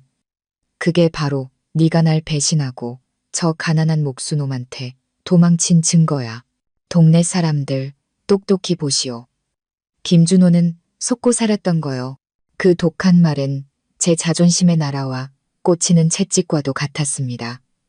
은혜 씨는 옆에서 얼굴이 하얗게 질려 눈물만 흘렸고 장터는 웅성거리는 소리로 가득 찼습니다. 저는 앞으로 나아가 재혁의 눈을 똑바로 쳐다보며 단호하게 말했습니다. 그만하시오. 우리 문제는 법정에서 끝났소. 저 아이의 친아버지가 누구든 상관없소. 내가 갓난아기 때부터 키운 내 자식이니까 어린아이를 당신의 더러운 무기로 삼지 마시오. 주변 사람들은 침묵했고 많은 이들이 동정 어린 눈으로 저를 바라보았습니다. 한 할머니께서 나서서 말씀하셨습니다. 맞아. 아버지가 어디 낳기만 한 사람인가. 키우고 가르치는 사람이 아버지지. 준호가 저 아이를 몇 년이나 애지중지 키웠는데 그게 피보다 진한 거지. 그 말은 차가운 겨울바람 속 한 줄기 온기와도 같았습니다. 저는 은혜 씨가 제 손을 꼭 잡는 것을 느꼈습니다. 그녀의 눈에는 놀라움과 감동이 어려 있었습니다. 그날 밤 집안의 공기는 여전히 무거웠습니다.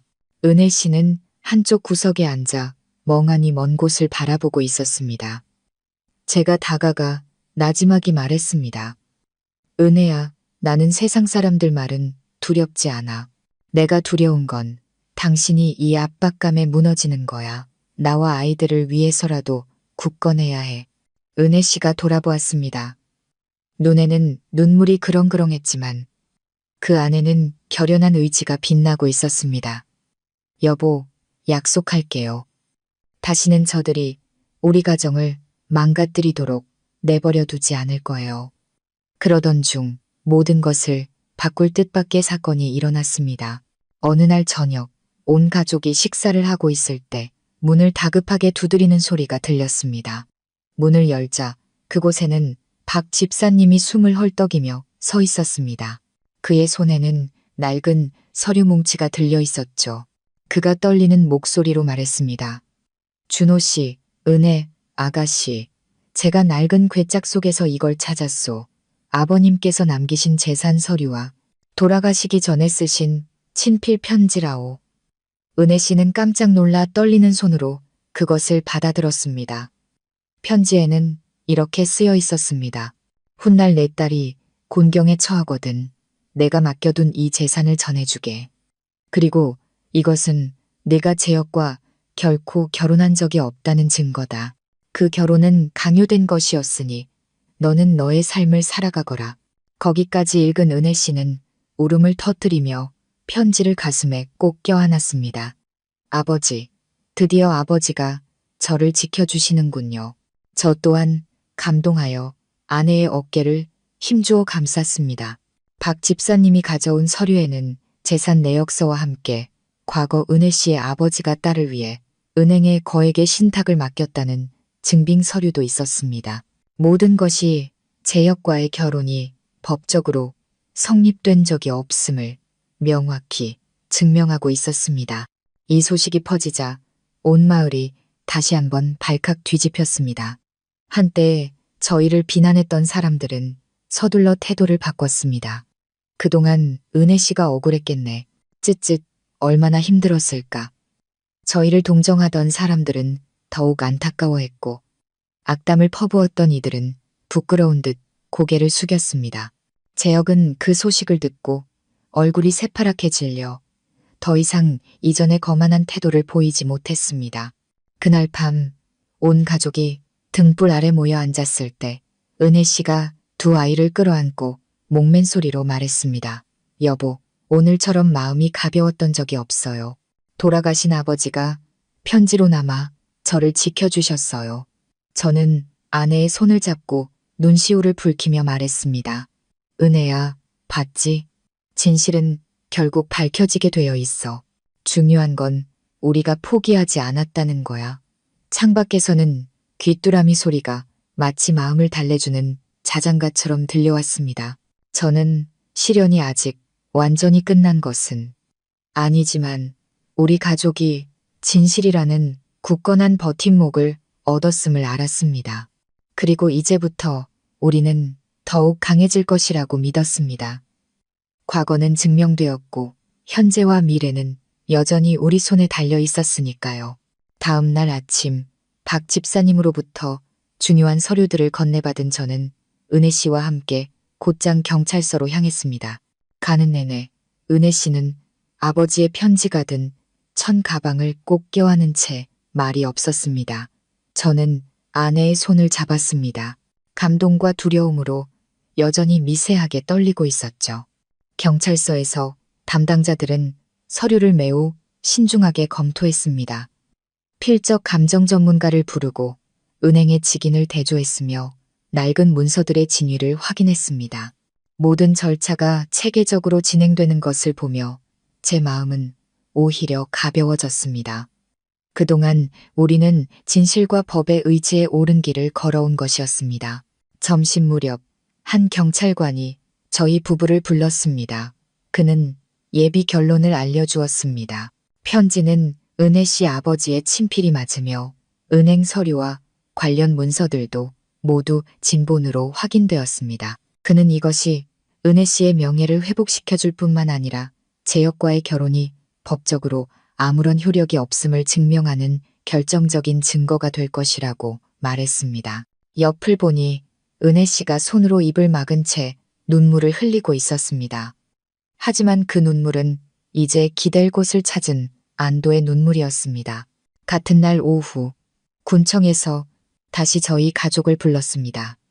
분위기는 이전과 완전히 달랐습니다. 군수는 여론에 휩쓸려 행정 처리를 미룬 것에 대해 사과하며 아이들의 출생 신고를 포함한 모든 서류를 즉시 바로잡겠다고 약속했습니다. 저는 옅게 웃으며 말했습니다. 저희는 그저 조용히 성실하게 살고 싶을 뿐입니다. 모든 것은 법에 따라 처리해 주십시오. 은혜 씨는 옆에서 눈시울을 붉혔지만 얼굴에는 평온이 깃들어 있었습니다. 하지만 제 혁은 멈추지 않았습니다. 그날 밤 그는 지인을 통해 또다시 협박 문자를 보내왔습니다.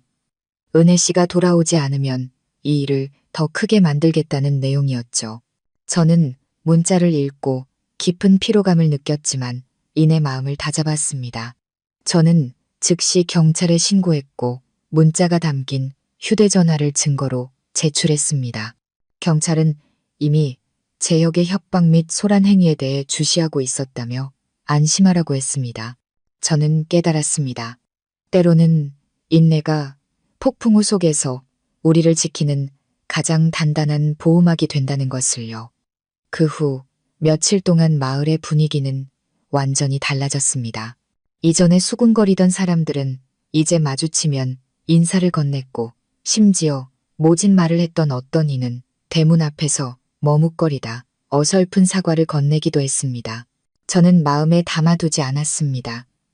진실이 밝혀졌을 때 사람들이 편견을 내려놓을 줄 아는 것만으로도 충분히 귀한 일이었으니까요.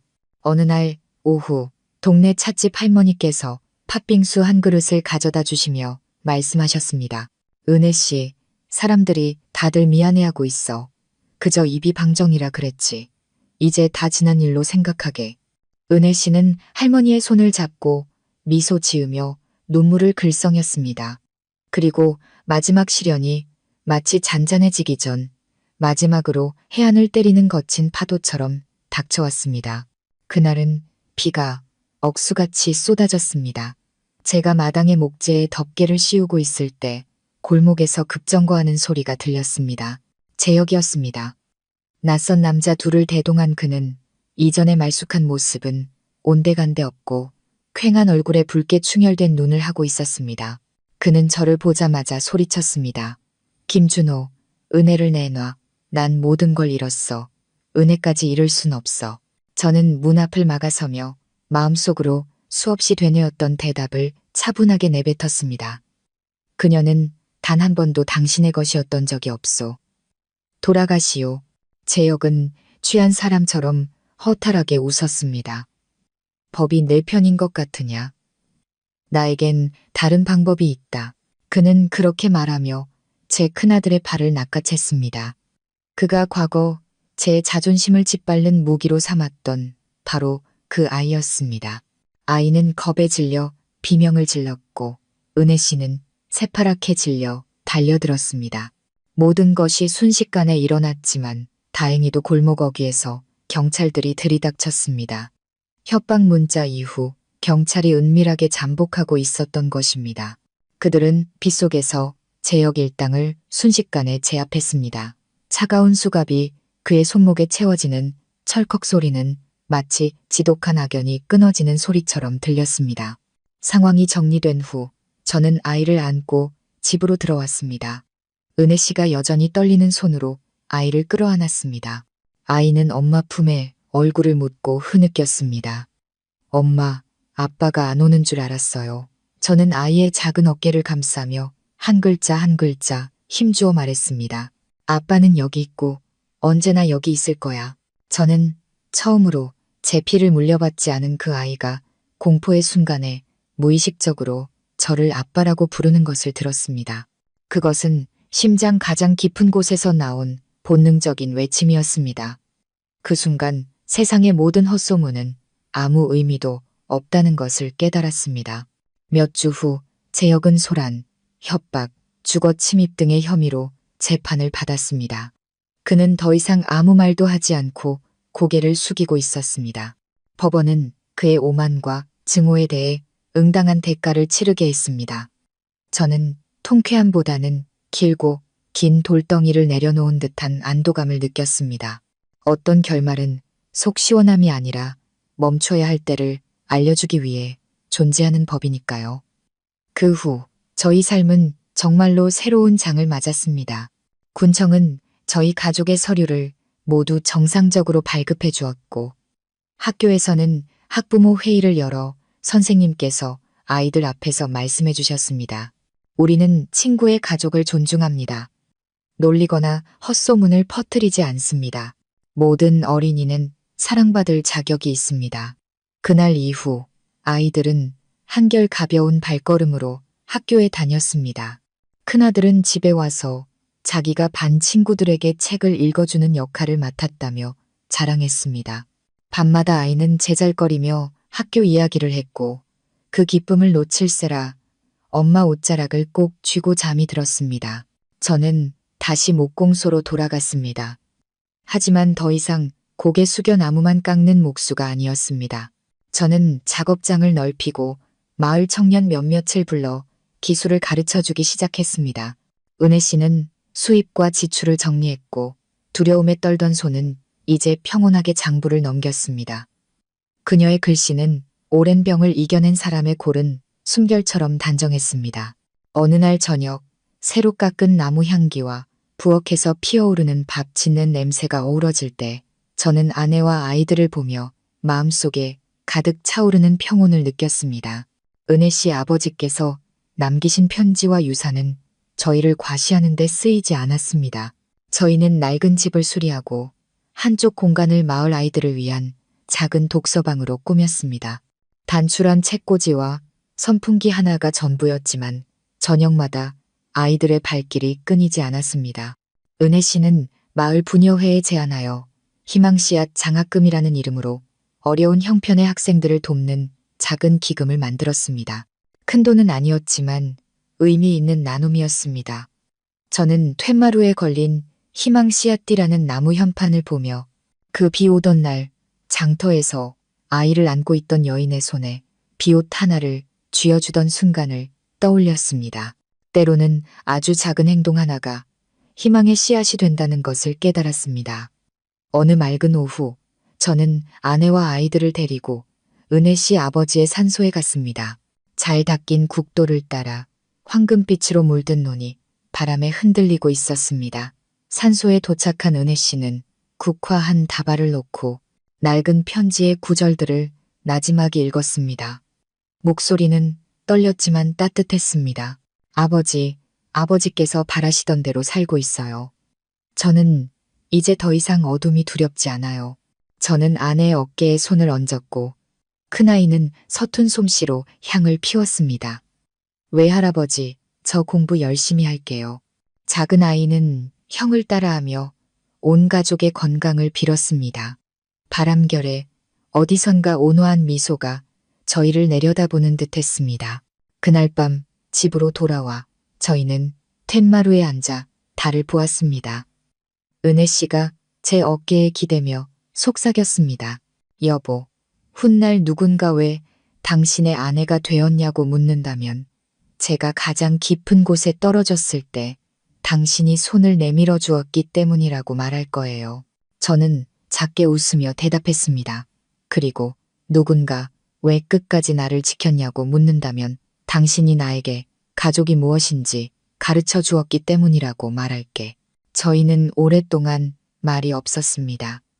귀뚜라미 소리와 이웃집 아이들이 집으로 돌아가는 소리만이 들려왔습니다. 평온이란 때로 이렇게 익숙한 소리들 속에 있었습니다. 어떤 사람들은 저희에게 왜 이 마을을 떠나 도시에서 큰 가게를 열지 않느냐고 묻습니다. 저는 그저 손을 저으며 웃습니다. 불빛이 많다고 해서 그곳이 더 따뜻한 건 아니더라고요. 우리는 서로의 이름을 부를 줄 알고 눈을 보며 슬픔과 기쁨을 알아주는 이곳에 살기로 했어요. 이곳에서는 비가 올 때마다 처마 밑에서 익숙한 흙냄새가 나고 새벽이면 이웃집 수탈기절을 깨웁니다. 장에 가면 누군가 외칩니다. 준호 씨, 우리 집 선반 좀 고쳐줘. 또 다른 목소리가 더해집니다. 은혜 씨, 내일 학교 와서 우리 엄마들한테 절약 요리법 좀 알려줘요. 그 평범한 부탁들이 이제 저희가 평범한 이웃으로 다시 받아들여졌다는 소박한 증표가 되었습니다. 저는 웃으며 자전거 페달을 밟았습니다. 마음속에 커다란 산 하나를 내려놓은 기분이었습니다. 가끔 과거는 예고 없이 찾아오는 늦바람처럼 문을 두드립니다. 하지만 더 이상 한밤중에 놀라 깨는 일은 없습니다. 은혜 씨는 깊은 잠을 자고 아이들은 더 많이 웃습니다. 그리고 저는 나무에 끈을 댈 때마다 그 단단한 소리 속에서 삶의 깊은 맥을 느낍니다. 모든 상처가 아물고 단단하고 따뜻한 나이테만 남은 것처럼요. 제가 이 이야기를 하는 것은 우리가 얼마나 강했는지 자랑하기 위함이 아닙니다. 만약 언젠가 당신이 지친 눈으로 처마 밑에 웅크리고 앉아있는 누군가를 만난다면 섣불리 판단하지 말아달라고 이야기하고 싶어서입니다. 인생에는 겪어보지 않으면 결코 알 수 없는 굽이진 길이 있습니다. 차가운 시선보다는 내미는 손길 하나가, 모진 말보다는 따뜻한 말 한마디가 더 힘이 세다는 것을 믿어주십시오. 그리고 어떤 진실은 아주 오랜 시간이 걸려야만 수면 위로 떠오르지만 일단 떠오르면 스스로 빛을 발하며 사람의 마음속까지 따뜻하게 한다는 것을 믿어주십시오. 오늘 밤 저는 또다시 툇마루에 앉아 하늘을 봅니다. 방 안에서 아이들이 속삭이는 소리와 은혜 씨가 조용히 뒤척이는 소리가 들립니다. 저는 문득 생각합니다. 행복이란 결국 숫자로도 신분으로도 매길 수 없는 것이라고. 행복이란 누군가가 무의식 중에 나를 아빠라고 부르는 순간이고 가장 믿기 힘든 상황 속에서 나는 당신을 믿어라고 말해줄 용기이며 가장 거센 바람이 불 때 서로의 곁에 머물기로 선택하는 것입니다. 그것만으로도 이미 충분히 가득 찬 삶입니다. 그리고 만약 이 길고 험난했던 여정의 끝에서 한마디를 남길 수 있다면 저 자신과 지금 폭풍우를 지나고 있는 누군가에게 이 말을 전하고 싶습니다. 포기하지 마세요. 남의 말에 흔들리지 마세요. 법은 기둥이 되어주고 사랑은 지붕이 되어줍니다. 그 두 가지가 함께 있다면 아무리 거센 비가 내려도 집에 온기를 느낄 수 있습니다. 은혜 씨와 저의 삶은 수많은 시련으로 가득 찬 여정이었습니다. 장터에서의 고단한 날들부터 누군가에게 쫓기며 두려움에 떨던 밤들, 그리고 눈물과 묻혀버린 진실로 가득했던 법정까지. 하지만 이 모든 것을 겪은 후 저희는 증명했습니다. 진실한 사랑과 정의를 향한 굳건한 믿음이 있다면 그 어떤 시련도 이겨낼 수 있다는 것을요. 길가에서 아이를 안고 구걸하던 은혜 씨는 마침내 억울함을 풀고 진짜 자기 자신으로 살아갈 수 있게 되었습니다. 그리고 평범한 목수였던 저는 인생에서 가장 큰 힘, 바로 가족을 발견했습니다. 지나온 길을 돌아보며 저는 소박하지만 깊은 교훈 하나를 깨닫습니다. 결코 겉모습이나 헛소문만으로 누군가를 함부로 판단해서는 안 된다는 것입니다. 모든 사람에게는 각자의 이야기가 있고 때로는 피와 눈물로 얼룩진 오직 그 사람만이 아는 사연이 있습니다. 우리가 비판 대신 이해의 마음을 조금만 더 연다면 이 세상의 고통은 훨씬 줄어들 것입니다. 진실은 결국 밝혀지고 올바르게 살아온 사람은 마침내 평온을 얻게 될 테니까요. 저희 이야기는 또한 부모가 자식에게 남겨주는 것이 재산이나 서류만이 아니라 올바르게 살아가는 법에 대한 가르침과 인격이라는 것을 상기시켜 줍니다. 은혜 씨 아버지의 마지막 편지는 부모의 사랑이야말로 자식이 모든 역경을 헤쳐나갈 수 있는 버팀목이 된다는 영원한 증거가 되었습니다. 그리고 저희에게 가장 큰 행복은 부유함이 아니라 아이들이 순수한 믿음으로 저를 아빠라고 불러주는 순간입니다. 그 한마디에는 책임감과 사랑이 모두 담겨 있습니다. 오늘 이야기를 통해 구독자 여러분께서도 삶에 대해 생각해 볼 수 있는 작은 계기를 찾으셨기를 바랍니다. 더 많이 사랑하고 더 많이 인내하며 아무리 깊은 밤이라도 결국 아침에는 떠오른다는 것을 믿으십시오. 오늘 이야기가 여러분의 마음에 귀한 감동과 교훈을 남겼다면 채널 구독과 알림 설정을 부탁드립니다. 다음 이야기를 놓치지 않으실 수 있습니다. 여러분의 구독과 공유 하나하나가 절망에 빠진 누군가에게 아직 기회가 남아있음을 알리는 따뜻한 메시지가 될 수 있습니다. 끝까지 귀 기울여 주셔서 진심으로 감사합니다. 삶의 다양한 조각들을 함께 탐험하는 여유로운 노후와 계속 함께 해주십시오. 모든 운명에는 상처가 있지만 평온을 찾아가는 길 또한 반드시 존재합니다.